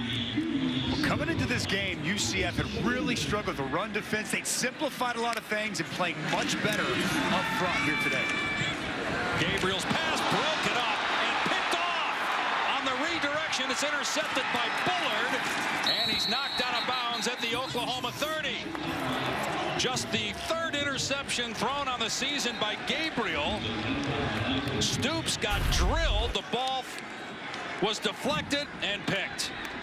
This ball too far out in front, and you mentioned it, a big shot by Martinez, and then excellent concentration by Quadric Bullard to grab this football. Really just one hand, he's in full stride, grabs with one, brings it in. And what a start here for UCF with a takeaway in the second half. And that's an area that Oklahoma's been so good on this year, Dave. #1 in the country in turnover margin. They've taken great care of the football, and they've taken it away. And on the flip side, UCF, that's been a huge problem for this team. They haven't gotten the takeaways, and they've turned it over too much. Massive takeaway to start the second half. Yeah, they were -5 coming into this game. Oklahoma +11 coming into this game. You saw the man that laid the blow there, Martinez, shaken up. And now they're going to direct snap it here to Richardson, able to break a tackle. And he's to the 31-yard line, so a couple yards there. A much-needed takeaway for UCF. We'll see if the Knights can capitalize and take the lead. So it's interesting, Gabriel, now, probably not his fault, but consecutive interceptions. Now, one of them was overturned because of a pass interference, which really did not look like a good call. And the last one was tipped because of the big hit. 2nd down and 8. Inside pressure. We've seen a lot of this from Oklahoma throughout this game. Plumlee, the quarterback, after missing the last few games due to a knee injury, able to escape the pocket and throw it away. Canick had pressure. Plumlee would not have been able to do that a couple weeks ago. You see that brace on that right leg, but did enough to get out of there and throw it away. He's seen a lot of double A gap pressures today. Stutzman does a nice job taking the attention of the center that Jaron Canick follows. Those two have been very active inside. Big 3rd down for the Sooners defense. They've been excellent on 3rd down so far this season. R.J. Harvey in the game at running back now, and they're changing the play here with a play clock inside 15. It's down to 3. They got to snap it. Check by Oklahoma. Gonna keep it on the ground. Harvey wrapped up at the line of scrimmage by Jacob Lacey. So it's 4th down. Would be about a 49-yard field goal try from here for Colton Boomers. Made a 55-yarder this season. Inside defensive line stunt. You'll see Wa'alu here, and then the wrap by Lacey, and he gets home and gets a big stop. That's a nice job by this Oklahoma defense, and the front being very active, and on the sudden change, coming up with a stop. Yeah, kind of an ugly series offensively by UCF after the takeaway, but a chance to regain the lead here. Colton Boomer with a 48-yard field goal try. Hit the game-winning 40-yarder against Boise State earlier this season. This is a line drive that splits the uprights. He buries that one, and the Knights lead it 20-17. Number 51, remaining in the third quarter is now Got a guess? Number 3 for Oklahoma is now number 66. No? Stumped you? I'm thinking. Again, Michael Penix has played a lot of football in college, but I can't imagine he's up there with him. Nix has played a ton of football. That's what I'm thinking. Plumlee's played a lot, but he didn't have a ton of passing yards. It's going to be a touchback. Will come out to the 25. So let's go ahead and answer the Affleck trivia question. Dylan Gabriel ranking second in career passing touchdowns and passing yards. Among active FBS players, who ranks first in both? Survey says, oh, yes. Sam Hartman, there you go. You had to think it was another guy that had played a lot of football at a couple of schools, right? Absolutely. Stellar career at Wake Forest. And the offense has been kind of hit and miss at Notre Dame this season. It's a bad miss by the collection of us not getting Sam Hartman. Got to be better, boys. Dylan Gabriel coming off his third interception thrown this season with a short pass to Marcus Major out of the backfield. And it's a gain of only a couple. Tremont Morris-Brash out there in space making the tackle. Love the effort by Tremont Morris-Brash, sprinting to the sideline to take the ball carrier out of bounds. Excellent effort to the football by the best defensive player. And Morris straight ahead, or Major rather, to the 30. So just a couple there. They're still struggling to really run the ball. They've tried to get creative in the run game. They've thrown it to their backs. Third down and about 5. Like an important third down here early in the second half for Oklahoma offensively. The best quarterback run's been when Dylan Gabriel's kept the football. That's right. UCF coming after Gabriel here. Gets rid of it, and it's incomplete. There is some contact, and there comes the late flag. I don't know that that was catchable, though. Brandon Adams called for interference on Stoops. Gabriel with pressure coming just made a hope throw. Not sure that that was catchable, but it's going to be first down. Addison Williams dialed it up. You mentioned it. They brought all kinds of pressure. Ruling on the field is an incomplete pass. Pass interference, number 31, defense. The ball will be placed at the spot of the foul. Automatic first down. No safety help over the top. I think he was locked up on it pretty much all the way through. I think it was fine. I think it was fine at the line of scrimmage, but once that ball's in the air, you can't continue to keep hands on the receiver. Yeah, and I think that's the right call. And maybe the reason it wasn't catchable is because the guy had his arms wrapped around him for 5 seconds. Correct. Yes. The ball will be spotted at the 32-yard line. All right, so they get to get the spot right.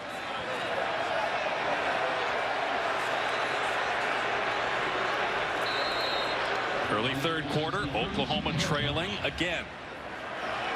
UCF put up 17 points in the second quarter. Gus Malzahn's team riding a 3-game losing streak, longest for UCF in almost a decade. They've played well here today since the first quarter. Give up a big run, though, to Major on first down, a gain of 8. Out to the 40. Bullard, who had the interception earlier in the quarter, with a stop. A counter action, pull backside guard tackle. Nice pickup on first down. Major again. No, it's a play action pass. Gabriel's incomplete pass down the sideline, trying to hit Farouk and Patterson in coverage. These corners have been right with the receivers for most of this game. Coming into the game, that was the strength of the back end of this defense, their ability to cover outside on the perimeter. We've seen that come to fruition here today. Biggest struggle for this UCF defense this year has been the run defense, and that has not been a problem here so far. Third and short, this is where you got to be able to get some movement, run the football. Marcus Major getting a lot of work here, and he's stuffed at the line of scrimmage. He actually lost a yard. Lee Hunter swallows him at the 39, a loss of 1. Now it's 4th and 3, and Oklahoma's going to punt it away. Well, how about Lee Hunter inside? He's just going to swim the guard, zone left. He's just going to swim this guard, get right up the field, and nowhere for Marcus Major to go with the football. And Oklahoma's ability to run the football continues to be an issue and a struggle. What a play by Lee Hunter. Oh, you just flat whiffed right there. What a swim move and an explosive first step by Hunter. Elzinga to punt. Xavier Townsend is deep.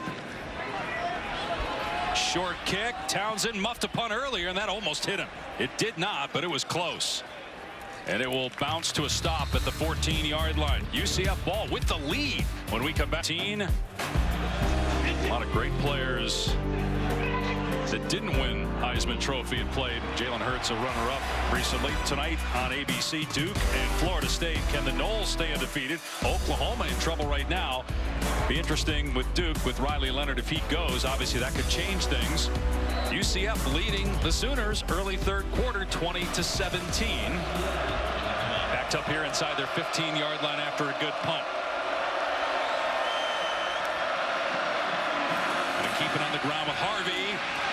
And able to spin away from one man, but then he's plowed by Billy Bowman for a loss back at the 12. That's good defense along the front. Penetration. You saw R.J. Harvey continue to just make a couple of guys miss, and then Billy Bowman downhill from his safety spot with another negative play.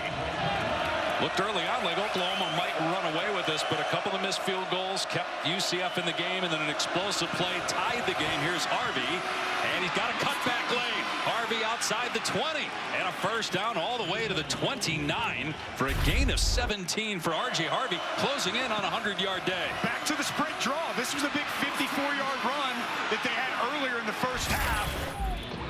Well blocked and good vision and burst from R.J. Harvey. Harvey stacked up this time by Cannon and Co. Keep in mind as we're watching UCF today that we were supposed to meet with John Rice Plumlee yesterday. We were told by UCF, guys, he's in bed. He's sick as a dog.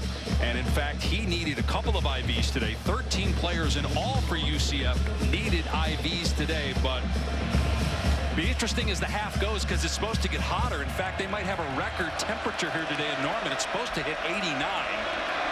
At about 3 o'clock local time, so still a ways away from that. But it's heating up down to the field. 2nd and 9. Plumlee, long throw, but it's on the money.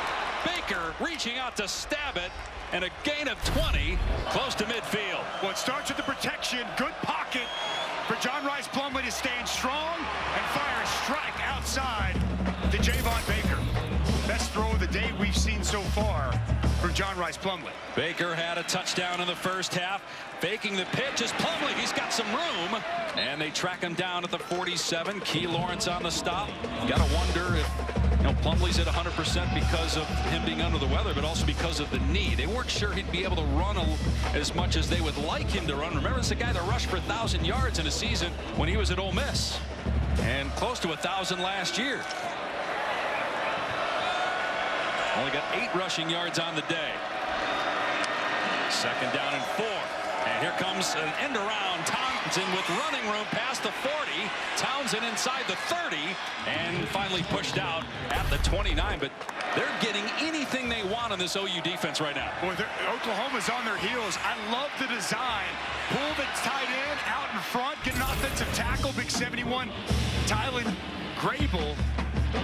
And they just had Oklahoma outnumbered, outflanked to the perimeter. Good play design once again from Darren Hinshaw and Gus Malzahn. They've got Oklahoma right where they want them defensively. Pump fake for Plumlee. Looking, waiting. Now a dangerous pass. That was a receiver screen over the head of Richardson. I think, too, Gus Malzahn has always been an outstanding coach. I know his tenure at Auburn didn't end well, but he was there a long time, won a lot of games, played in a national title game, and he's had 9 wins his first 2 years at UCF. Yes, they've lost 3 in a row, but this looks like the night team we thought we'd see going into the year. He had some confidence yesterday. He thought it was a great couple of weeks of practice.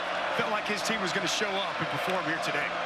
On 2nd and 10, Harvey makes the first defender miss, but there's just too many red jerseys there in the hole.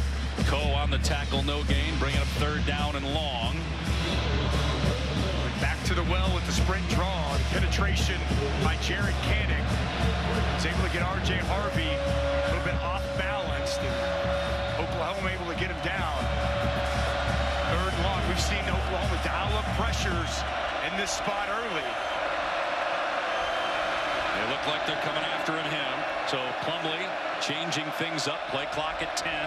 3rd and 10. Nearing 6 minutes to play in the 3rd quarter. And they're going to keep it on the ground. Plumlee wrapped up at the line of scrimmage. In fact, lost a yard. Jaron Kanak there with a tackle. 4th down.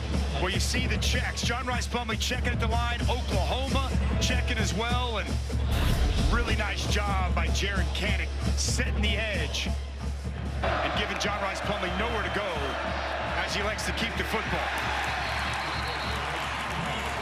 So Colton Boomer, who made a 48-yard field goal earlier in the game, earlier this quarter, a 55-yarder earlier this season, will now have a 46-yard attempt. Try to extend the lead to 6 points. And again, it's absolutely dead solid perfect. And so Oklahoma needs a touchdown now. Brought to you by Chick-fil-A. Georgia not playing today. Michigan plays tonight. Ohio State, Penn State, and a good one right now on ABC. Next, it's Oregon against Washington State. Tonight, Florida State, Duke. Dave Pasch, Dusty Dvorak, Tom Luginbill here in Norman. As the temperature rises, so does the play of UCF. 5 consecutive scoring drives. 3 field goals, 2 touchdowns. And Oklahoma, which 2 weeks ago was the talk of college football, the win over Texas. Still a lot of time left in this game, but they trail by 6, and they've been outplayed since the first quarter by the Knights.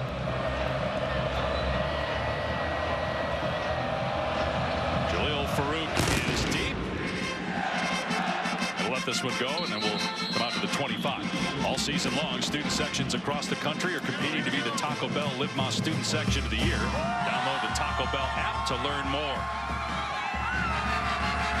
Sold out crowd, packed house. Sooner fever is hot in Norman, with Oklahoma jumping 8 spots in the poll. And Dylan Gabriel, who had the game-winning touchdown pass 2 weeks ago and has played like a Heisman Trophy winner so far this season, facing adversity again here, down by 6. And here comes a reverse as Freeman pitches it to Farouk, and an excellent open field tackle. What a great play by Nakai Martinez. It's only a gain of about 5. Jeff Lebby digging into his bag of tricks. This is an outstanding job by Martinez, getting off the block of Marcus Major and getting Farouk to the ground. There was a lot of space out in front if he didn't make that tackle. Just a straight handoff and nothing really there. He fell forward, Major did, for a couple yards, with Peterson getting the tackle. But Oklahoma has had to get creative to run the ball. We've seen a lot of jet sweeps. We've seen wide receivers lining up in the backfield. Gabriel running the ball. And now you get 3rd down and a long 2. Caden Green, true freshman, starting at left guard today. You've also got Caleb Schaefer starting at right guard with McCade Matoyer out. Well, they have struggled. Gabriel, high percentage throw. Freeman not going to get the 1st down. What a great defensive play on the perimeter again, this time by Brandon Adams. It's 4th and 1 from inside Oklahoma's 35, and the Sooners are going to have to punt again. They got to punt in this spot. It's an outstanding job by Brandon Adams. I don't think from this spot on the field, I agree with the decision for Brent Venables. Sounds like the crowd's wanting him to go for it. I get being aggressive, but boy, if you give UCF a short field right here, I think the only decision to punt the football. You got to kick it. There's just too much time left. Elzinger gets it away. There was some pressure in his face, and it's an excellent punt. Townsend racing backwards. And just goes to the ground with about 6 Sooners ready to stop. The next stop on the F1 schedule is the U.S. Grand Prix in Austin tomorrow afternoon, 3 Eastern, right here on ABC. Tuesday night, we'll have a triple header on ESPN, starting with the Caps hosting Toronto, plus all 32 NHL teams will take the ice. We'll have the Frozen Frenzy whip-around coverage of every game on ESPN2. What a great time of year. Yeah. NHL going, NBA about to start. We're in the middle of the NFL and college football seasons. College basketball, be here before you know it. I saw you doing an NBA game the other night. A little preseason, yeah. Looking good, Mr. Pasch. UCF takes over on its 14-yard line. Play fake, Plumlee, pressure in his face, got to get rid of it. And will that be grounding? Was he outside the pocket? Jordan Kelly was right in his face. And if it was grounding, where did it take place? It's going to be an interesting call. I did not think he got outside the tackle box. There's the flag. Intentional grounding. Number 10, offense. That penalty is enforced at the spot of the foul. Lost it down. Second down. It's good inside pressure. Jordan Kelly wins inside. And you see John Rice Plumlee keeps retreating backwards, but he never gets outside the tackle box. The right call, and now this Knights offense way backed up on their own territory. And again, you wonder with that knee, if in a normal situation, if Plumlee's healthy, is he able to get outside the tackle box? But he couldn't get away that time. Now he stands in his end zone on 2nd and 21. Down the sideline and out of bounds. A flag, though. Baker was covered by Woody Washington. Are they going to say that Washington interfered with him and shoved him out of bounds? It looks like that's going to be the call. Pass interference. Number 5, defense. It's a 15-yard penalty, an automatic first down. Man, huge penalty on Washington. Huge penalty. It's not the first bump. It's the second bump there where he shoves him, pushes him, forces him out of bounds. And Woody Washington doesn't need to have that much contact down the field. He's in good position right there, Tom. I don't know if you had a good look at that from your angle, but he's in phase. If he just keeps his hands, he's fine. And now it's 3rd and 21 from the 5 instead of first down for UCF. Plumlee with play action. His pass is tipped and incomplete. It was McCullough that got his hands up and deflected the pass. Second down. 6-point lead for UCF. Trailed 7-0 in the first quarter. Oklahoma was dominating. They got inside the 30-yard line a couple times, but had to settle for field goal tries. Both were missed.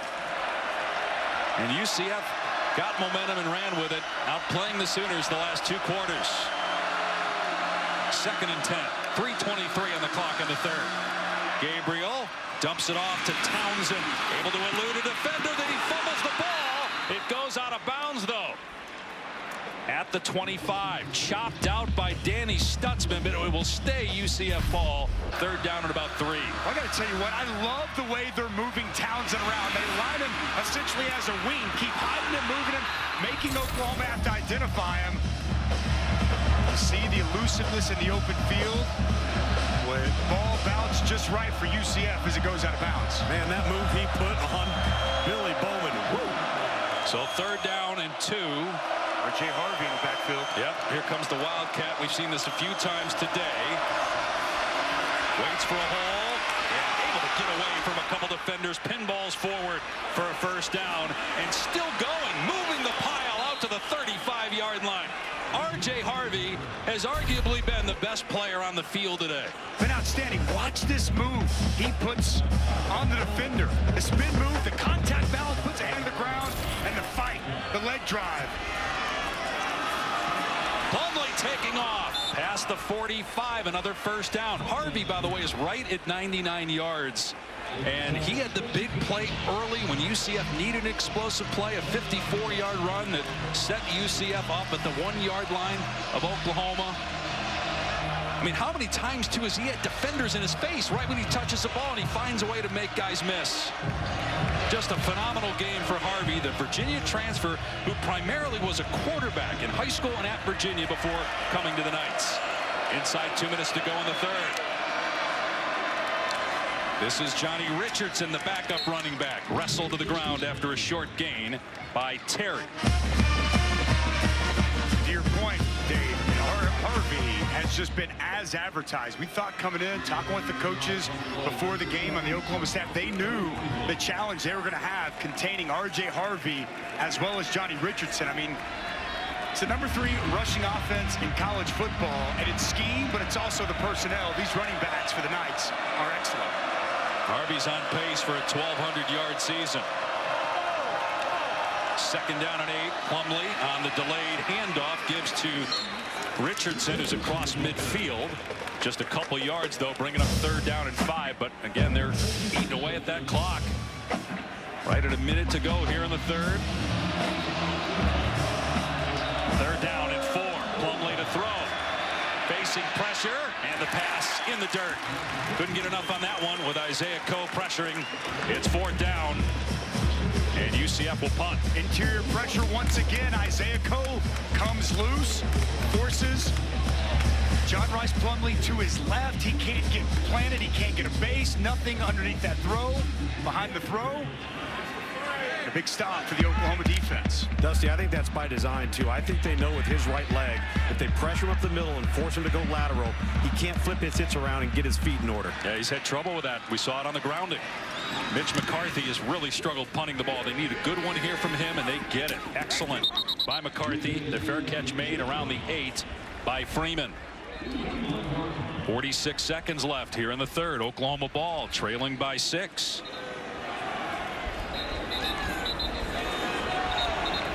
It's 6-0 Sooners, number 6 in the country, 3-0 in conference play.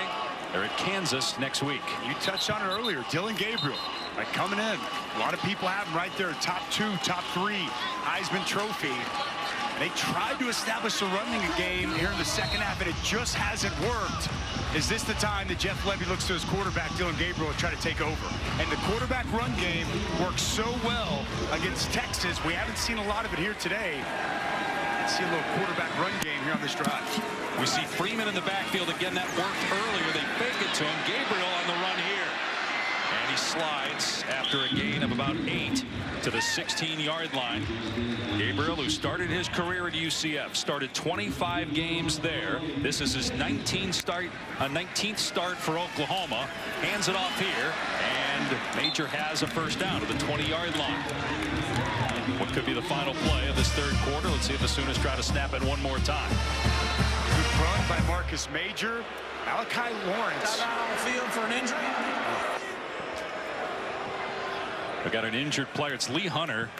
We've seen him down a couple times for UCF in this game. He had a big stop on third down and short on an earlier drive this half.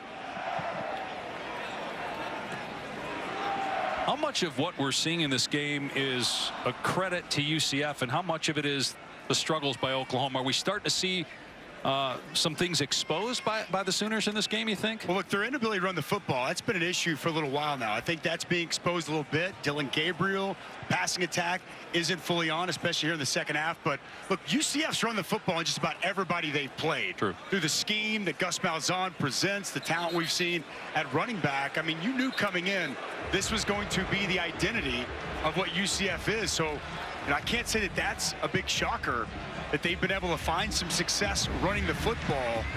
But really, I think it's been more than anything about this UCF defense bouncing back, responding after 3 struggling games of Big 12 play. They showed up today.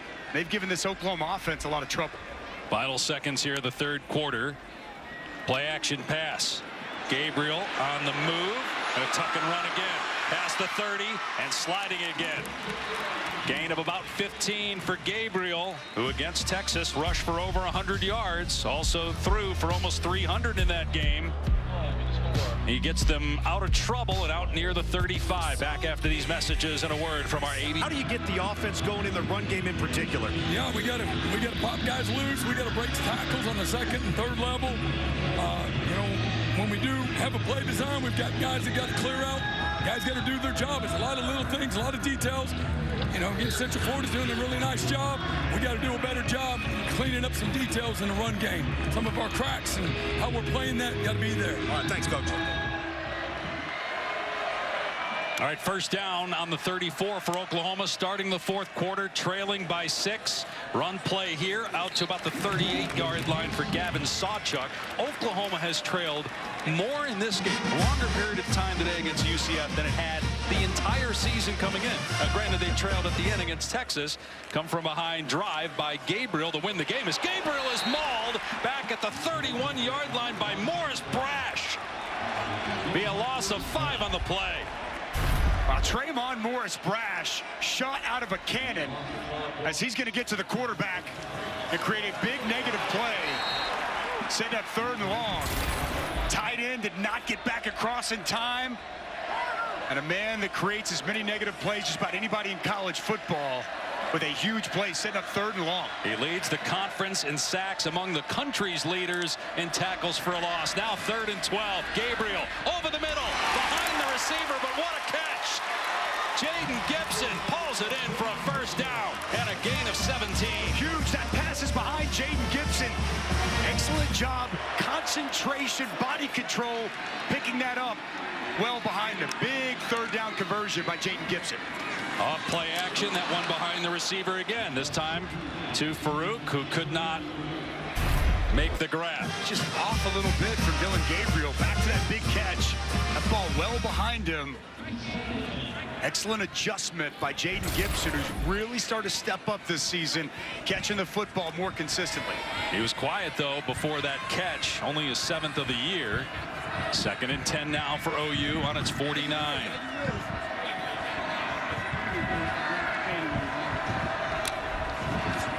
Gabriel to throw again, and that's incomplete. Intended for Nick Anderson with Brandon Adams in coverage, so now it's 3rd down and long again, and there's an injured player. UCF being very aggressive, man-to-man outside. That ball hits him right in the hands. Saw Drake Stoops earlier, not able to catch a football that was on the framework, led to a pick, and a drop there by the talented Nick Anderson. Have to wonder about 4-down territory. Obviously, it depends on what happens here on 3rd and 10 if they get any yardage. Showing pressure once again. Gabriel has to leave the pocket, in trouble, and sacked. The helmet comes off, but Malachi Lawrence, who was the breakout player of the spring for UCF, with the sack, and now they have to punt after the loss of 8. Boy, Malachi Lawrence, you didn't see him just work. Nowhere to go. Dylan Gabriel can't find anything open down the field. Tries to come back, and just great effort for Malachi Lawrence. That's just a 3-man rush. Gets Dylan Gabriel to the ground. That guy is going to be a handful, boys. He's a big-time football player, Tom. No doubt. Twitchy, great first step, and you see the relentless effort to the quarterback. 2 sacks on that drive by UCF. Great punt. Townsend backs up, fields it on the 12, tackled at the 15-yard line. Hey, the receiver number 4. Jacoby Johnson with the special team stop. Switzer Center, named after the legend Barry Switzer. 7 national titles, 14 Big 12 championships.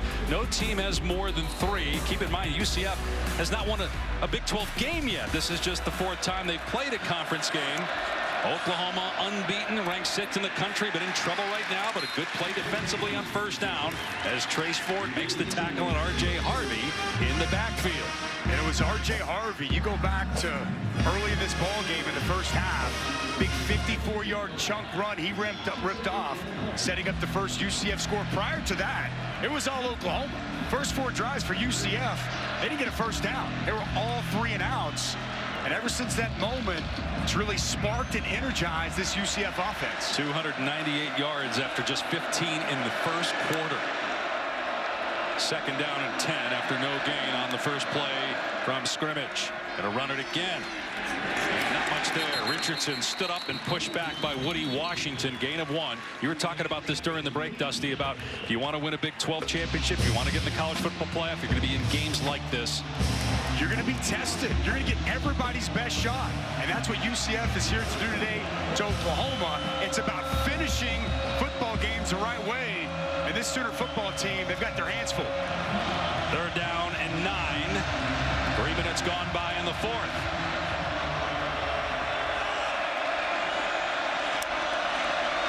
Plumlee to throw. Pass is high and incomplete. Intended for Townsend on a wide receiver screen that Oklahoma was all over anyway. And so a quick 3 and out by the Knights, and they'll punt it back to Oklahoma. A much-needed big stop for the Oklahoma defense. Answer the bell after their offense has to punt it away yet again. You would anticipate pretty good field position as Gavin Freeman back, ready to receive the punt. Well, keep in mind, too, Dusty, that Mitch McCarthy has really struggled, especially when he's been punting from deep in his own end. He's had a couple good punts around midfield, but not in this spot. But that's an excellent punt there. And it's fielded at the 35, and an absolute obliteration of Freeman, led by Braden Marshall. Thankfully, Freeman's okay. He got absolutely walloped by both Marshall and Jarrett Baker. Who Who with me? Who with me? Who with me? Who with me? Who with me? Who with me? Oklahoma offense in check throughout the majority of this afternoon. 4th in the country in scoring, 6th in total offense, but struggled today against this UCF defense. Dylan Gabriel's only rushed for 22 yards. A lot of that has been the sacks. He's been pretty good through the air for the most part of this game. He'll throw here on 1st and 10, launching it downfield, and it's pulled in by Marcus Major. The ball comes out at the end, and it's incomplete. Major had it, but it came out at the last second. When protection is there, and this ball delivered very well to Marcus Major, and it's a good job staying with it defensively by Walter Yates III, linebacker running with the running back, and Marcus Major unable to bring in the catch. Boy, lucky that wasn't intercepted as well. Yeah, looking at the replay, it certainly was a lot closer than it looked live. With the angle we have, 2nd and 10 on the 35. Sawchuk on the run. And gets about 8 to the 43. Boy, they needed that, given how much they've struggled on the run, to try to run it on 2nd down after the deep ball and 1st down. 3rd and 3. Up tempo here from the 42. Sawchuk again, and he gets the 1st down, bouncing off of Martinez and into UCF territory to the 49, a 9-yard run. Wait, physical piece of running by Gavin Sawchuk. Lowers the shoulder at the line at the 1st down to gain, and moves the chains. Gabriel off play action, hit as he throws down the sideline, incomplete. Trying to hit Nick Anderson. Ricky Barber had pressure. Anderson has 2 touchdowns in the game, hobbling a little bit after that play. Keep in mind, Andrel Anthony, their top receiver, injured against Texas, done for the year. Nick Anderson having to come off the field. Jaden Gibson comes in. Gibson had a big catch earlier this half.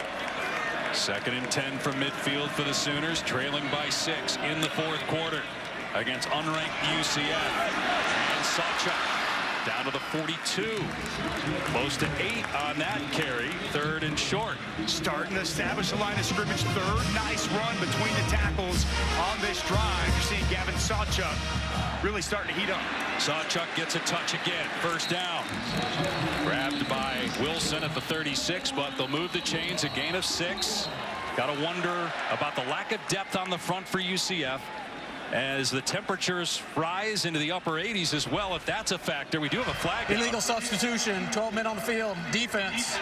It's a 5-yard penalty, results in a 1st down. You wonder if there's mental fatigue as well as physical fatigue right now for UCF. And this is what Gus Malzahn talked about, you know, playing 60 full minutes and finishing these games, especially here in Big 12 play. And depth clearly been an issue, and well, they fought hard.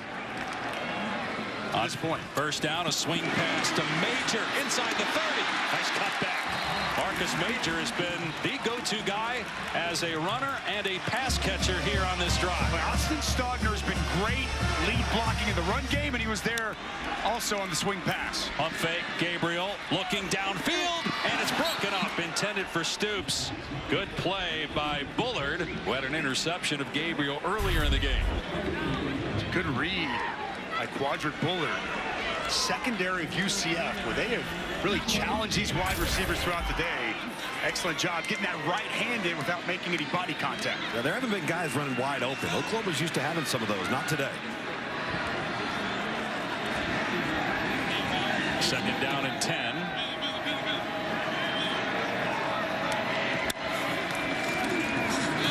Major up the middle, inside the 20. 1st down for Major to the 12-yard line. As we're inside 10 minutes to go. They went 2 high safeties. Middle of the offensive line opens up, and it's another good lead block by Austin Stogner, getting up on Jason Johnson, the middle linebacker in Oklahoma, for the 1st time really all game, starting to establish a line of scrimmage and run the football. 10 play of the drive for the Sooners. 1st down on the UCF 11-yard line. Gabriel, quick throw, caught by Stoops, turns it upfield, and scores! Stoops ties the game with a touchdown. 23 apiece with the point after coming.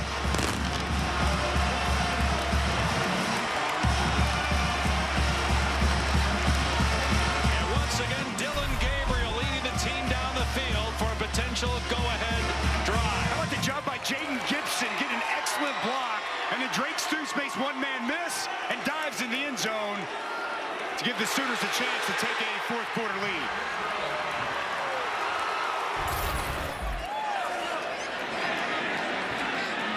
Zach Schmidt, who's missed 2 short field goals today, gives Oklahoma the lead back, 24-23. Oklahoma was able to get the rushing attack going on this drive, and when you need a play, it's Drake Stoops who gets the call. Sooners to the touchdown and a late fourth-quarter lead. Watching his son Drake get his 5th touchdown of the season, that tied the game. The extra point puts Oklahoma back on top. 3rd touchdown pass of the day for Dillon Gabriel, his 19th on the season. And the fair catch made, so a touchback. UCF will start on his 25. Take a look at that touchdown drive by Oklahoma, giving them their first fourth-quarter lead. It's about running the football between the tackles. Several tight end inserts with Austin Stogner. You saw Gavin Sawchuk come alive. Marcus Major with a big chunk run. And you cap off the drive with Mr. Reliable, Drake Stoops, making a finger miss. And springboard into the end zone as Oklahoma backs against the wall, down at home in the fourth quarter. Responded with a big stop defensively and just went on a quick strike touchdown drive to give them the lead. And the crowd as loud as it's been all day. UCF with possession down a point. Early fourth quarter, play fake. In trouble, Plumlee, but dumps it off to Harvey. Harvey gets a first down. And again, it takes about 3 Sooners to get him to the ground. Pick up a 13. Well, how about this play by John Rice Plumlee? He's dead to rights. You got Stripling barreling down on him. He steps up in the pocket, finds his check down his outlet. And then R.J. Harvey making Sooner defenders miss. Quick pitch. Harvey had a little trouble with the catch and steps out of bounds at the 41. R. Mason Thomas out there defensively. And Gus Malzahn saying, you know what, this kid's been our best player all day. Let's get him the ball. A pass to him on first down. Got 13 yards and just picked up 4 or 5 there on the next play on the pitch.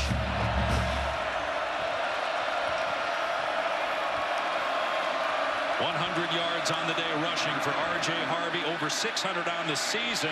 And here's a deep ball. The receiver went out of bounds but wasn't pushed out. I don't think he actually could come back in. Townsend, but the ball was overthrown. So it'll be 3rd down and 6. Townsend in motion, man. They wanted to hit him on the wheel route. Well defended by Reggie Pearson. A big 3rd down here for this night's offense. You would imagine 4-down territory with 8:20 on the clock, ball near midfield.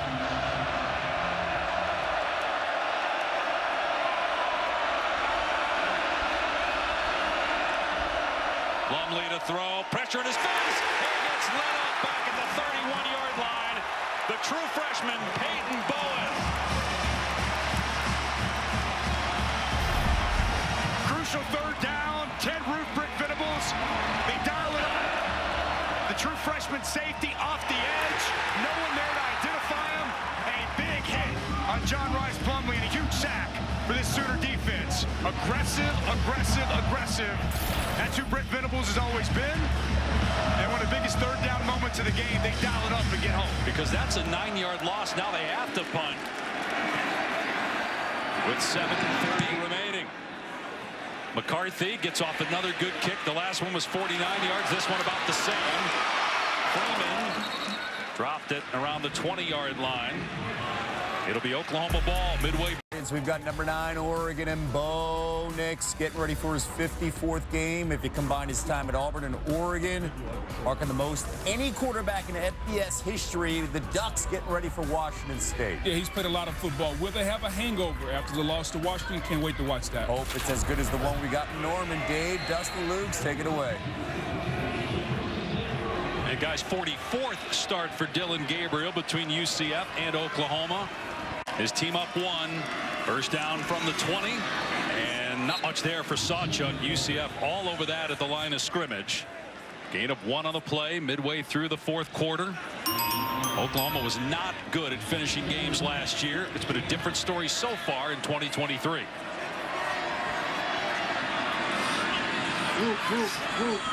Can they finish this one?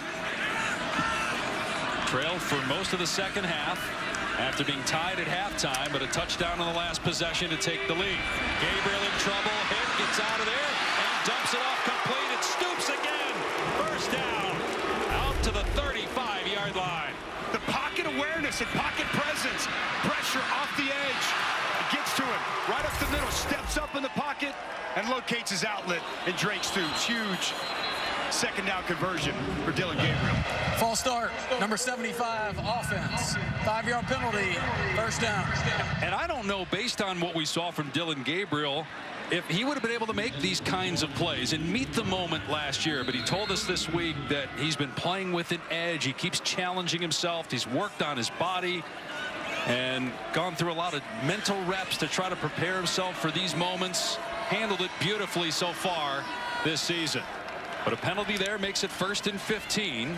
They're going to run Sawchuk, and he's grabbed at the ankles, and down he goes. Walter Yates had a hold of him at the 32, just a 2-yard run. Getting Walter Yates back is so important for this defense. His presence has been felt here today. Jason Johnson, been a constant. They've been having to rotate a lot of guys at linebacker, but I think Yates has really made a difference for the Knights.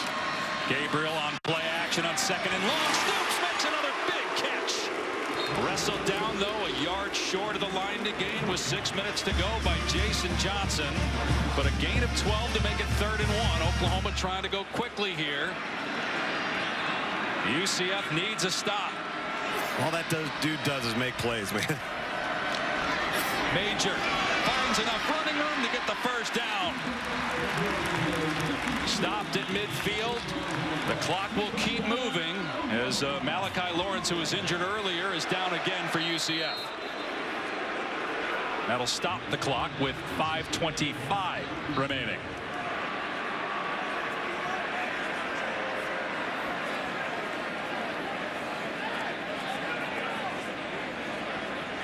You have to wonder at what point UCF will start using timeouts with 5.5 to go and a fresh set of downs for Oklahoma at midfield. Boy, Dillon Gabriel, Dusty, continues to impress.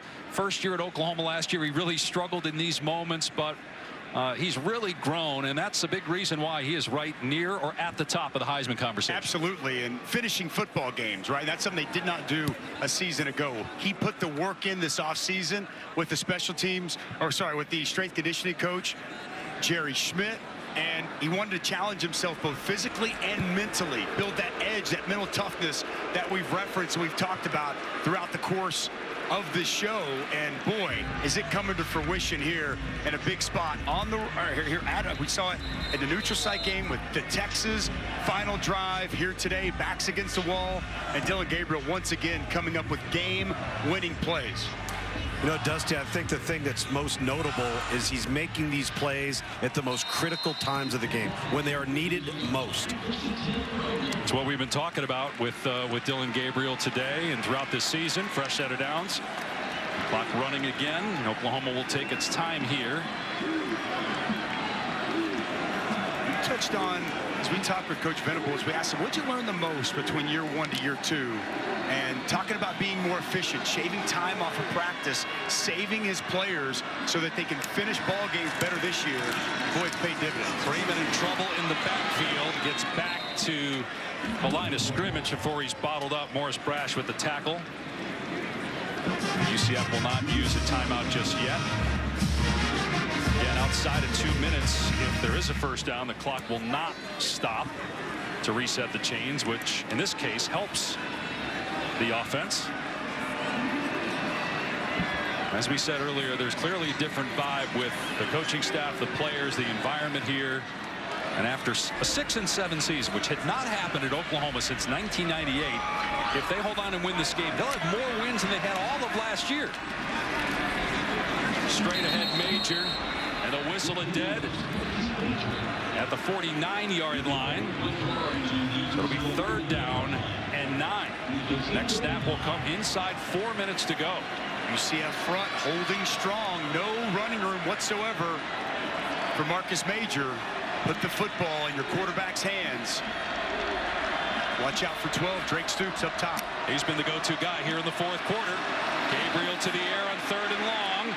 And he takes a shot to the sideline, and it's caught at the 30-yard line by Nick Anderson. And it's a first down, gain of 19.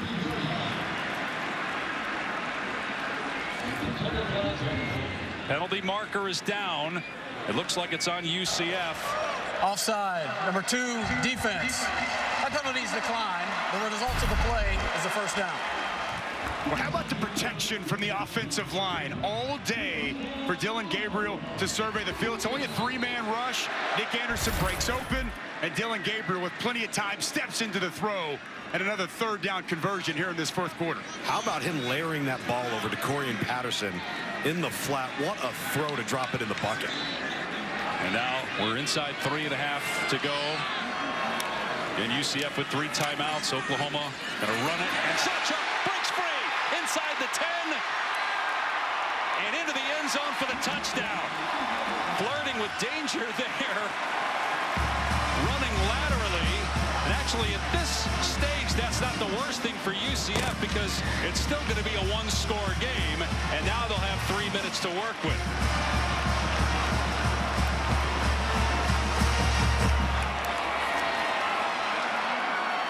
Not sure the coaches wanted Sawchuk to do that, but he's looking to the sideline to get some direction. Maybe he wasn't sure, right? Do I go down? Yeah. At the 1-yard line? Maybe. Too early for that with 3 timeouts for UCF. You would think. That's why I was just saying is that's good. That's not the worst thing for UCF. Because if Oklahoma keeps the ball, takes another minute off the clock, and then they score, that's actually worse in this situation. Still a 1-score game. Tight end's going to come back across, and just really good job on the inside of this offensive line, blocking and giving some space for Gavin Sawchuk.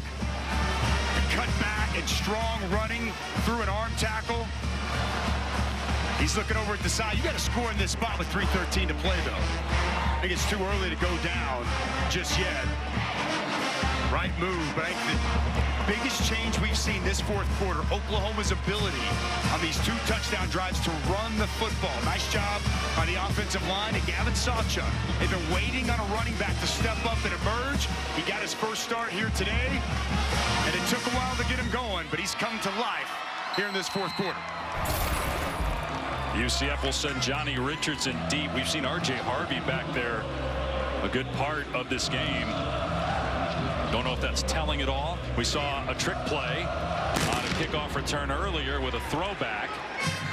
And this will be a touchback. Let's go to Kevin in the studio. I want to remind our audience, tomorrow Usman about to enter the ring over on ESPN Plus pay-per-view, UFC 294 in Abu Dhabi. Usman, the #1 ranked welterweight contender. His first fight at middleweight. You're going to get it in a matter of minutes on ESPN pay-per-view. All right, Ken, we have 3:13 remaining here in the fourth quarter. UCF down 8, needs a touchdown and a 2-point conversion to tie the game. They have all their timeouts. They need to go 75 yards. Oklahoma stacking the box. Play fake. Plumlee setting up to the sideline, and open is Townsend. Nobody over there for Oklahoma.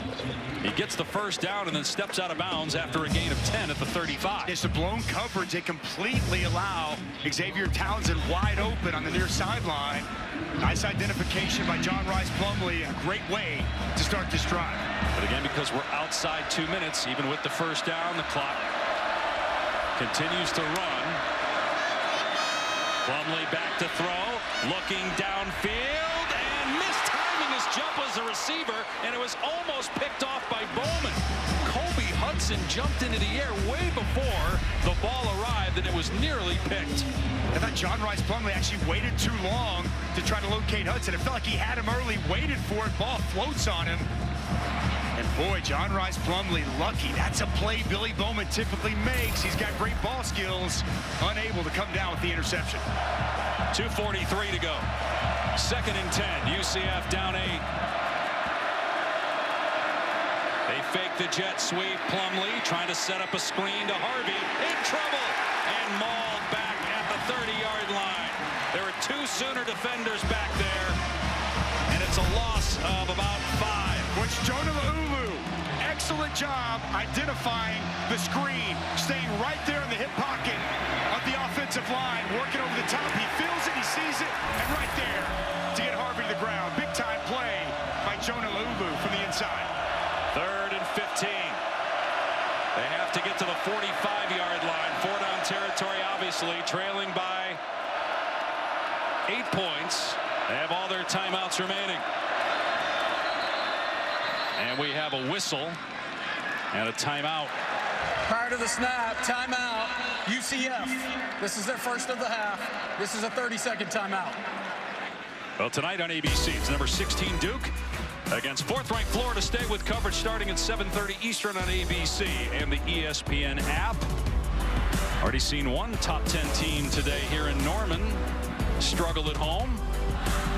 Will Duke be a match for FSU? Their defense has been stellar for Mike Elko.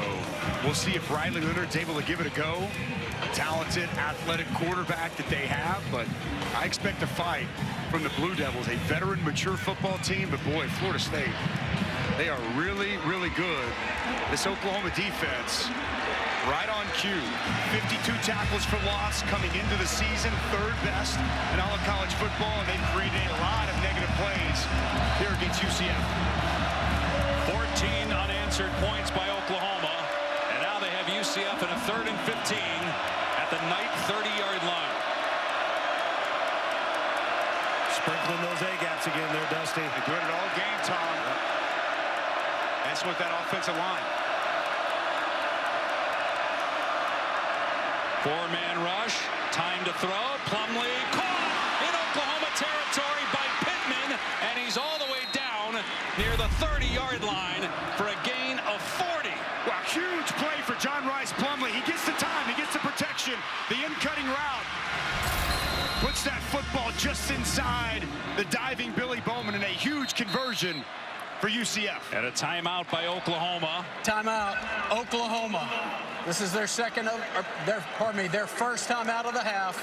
Game clock operator, please put 1:46 on the game clock. So plenty of time. This is a 30-second for timeout. UCF and 2 timeouts remaining. And we talked about the heroics of Dylan Gabriel. They missed John Rice Plumlee, UCF. Oh, yeah. Even though the backup quarterback did a nice job in his absence, but again, the coaching staff with us yesterday talked about the leadership, and we're seeing that on display here. And a veteran presence that he brings to the table. He's played a lot of big football games. You know, he's obviously up for the challenge here today. Big throw right there on 3rd down to give his offense an opportunity to tie this football game up. Just a different confidence for this football team when John Rice Plumlee is healthy and out there leading the show. He was injured week 2 against Boise in a win. Did not play the next 2 games.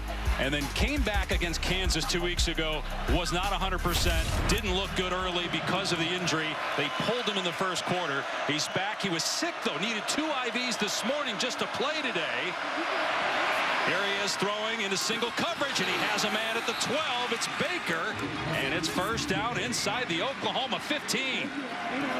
Another big-time throw for John Rice Plumlee. Pockets clean. He steps into that, the comeback route on the sidelines. Really good route by Baker, working away from Woody Washington. Boy, Tom, John Rice Plumlee saving a couple of his best throws of the afternoon for the perfect time. Those last 2 throws were his best throws, and that one to the sideline could not have been thrown any better. What a performance here on this drive by John Rice. 1st down at the 12 of Oklahoma with 1:40 on the clock. They fake the jet sweep. Plumlee in trouble, throws it away. He was trying to hit Pittman initially, and then there was pressure on him. Again, that brace that he's got because of the knee injury suffered week 2. It's been hard for him to get outside the pocket. He had a grounding call earlier because he couldn't get out there. He was able, though, to get outside the tackle box that time. R. Mason Thomas doing a nice job forcing the issue. John Rice Plumlee, pressure in his face, drifts far enough outside to the right. Smart play just to get rid of the football. R.J. Harvey in the backfield with Plumlee on 2nd and 10 from the OU 12.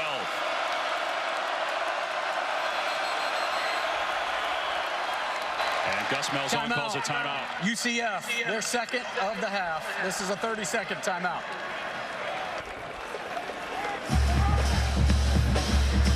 I think in a perfect world, Gus would have loved to have saved both the timeouts that he's had to use here, because if you score and you don't get the 2-point conversion,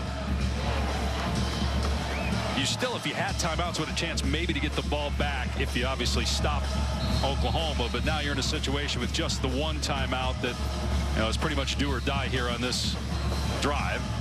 You're correct in a perfect world, but you also want to make sure you got the right call, right? Because you got to score a touchdown before you worry about saving your timeout. So Gus Malzahn didn't like what he saw. Get a chance to talk to his quarterback and his offense before this big second down. This is a program that's been ranked 5 of the last 6 years, but of course in the American Conference, they have had, as we just showed you, some wins over top 10 teams. First year in the Big 12, looking for their first Big 12 win. They trail by 8. 1:36 to go. One timeout left. Second down and 10 at the 12-yard line of Oklahoma. Plumlee to throw. Fires to the end zone. And, oh, my goodness, what a catch, but out of bounds.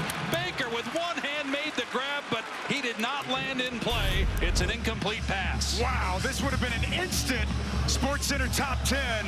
Grabs it with one, but that toe out of bounds. It's a game of inches and inches away from an incredible catch. But that foot's out of bounds. That's incomplete. Give Woody Washington some credit, too, as the ball arrived. Enough contact to force him toward the sideline. Could not get the foot down. It's third down and 10.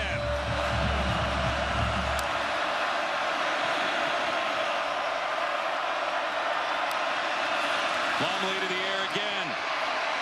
To the end zone again. And thrown out of bounds. Going for Townsend. It's fourth down and 10. Boy, just a poorly thrown football by John Rice Plumlee. You got to give your guy an opportunity. No chance whatsoever for Xavier Townsend as that pass sails clearly out of bounds and no chance for the receiver to make a play on the ball. So here we go, fourth down and 10. Needing a touchdown and a 2-point conversion to tie the game. They've moved Javon Baker here in the slot. Plumlee launches it, end zone, got a receiver. It's caught. Baker, touchdown, UCF. And now 2 points away from tying the game with 1:16 to go. What a throw by Plumlee on 4th and 10.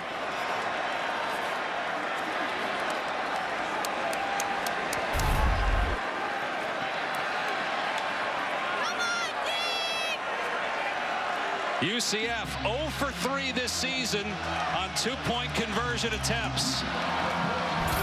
Wow, what a throw and what a catch there from John Rice Plumlee to Javon Baker. Looking for their first 2-point conversion, trying to tie the game.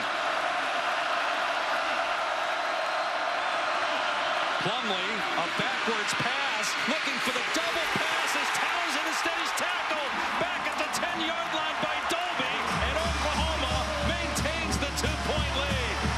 A trick play that never had a shot. Well, Oklahoma had to get a stop defensively, and we've seen Gus Malzahn, we've seen Darren Hinshaw dig into the bag of tricks all throughout the course of the day. Looked like a potential double pass. We can go ahead and roll that, guys. As you're going to see, Kendall Dolby come up, make an excellent tackle in open space. He was looking down the field. It was well defended in the end zone. Boy, Kendall Dolby with the tackle of the season for him in the open space, slamming Xavier Townsend to the ground. What'd you think of the call? Seemed like they got a little bit cute in that spot. You know, their offense have been able to run efficiently. I would like to see something R.J. Harvey, as tough as he's been to tackle throughout the course of the day.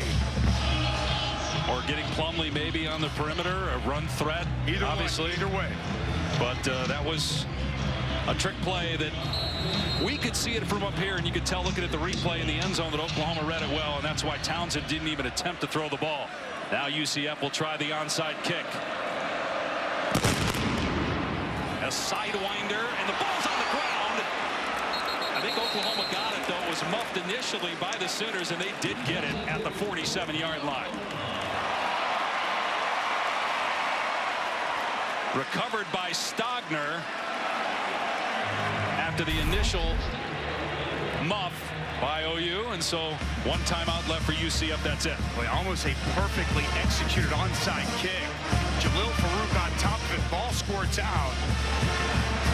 And then it's the senior in his second stint at Oklahoma, Austin Stogner, come diving in on the football to avoid a potential disaster finish and ending for the Sooners. Wow. Gabriel takes a knee. Gus Malzahn will use his last timeout, but timeout, UCF. It's their final timeout of the half. It's the 32nd timeout. All Oklahoma has to do is take a knee on second down and third down, and the Sooners are going to escape with a 2-point win and stay undefeated. Survive and advance, as they say, right, Dave? Sometimes you're going to get tested, you're going to get challenged. You just got to find a way. And here's a 2-point conversion.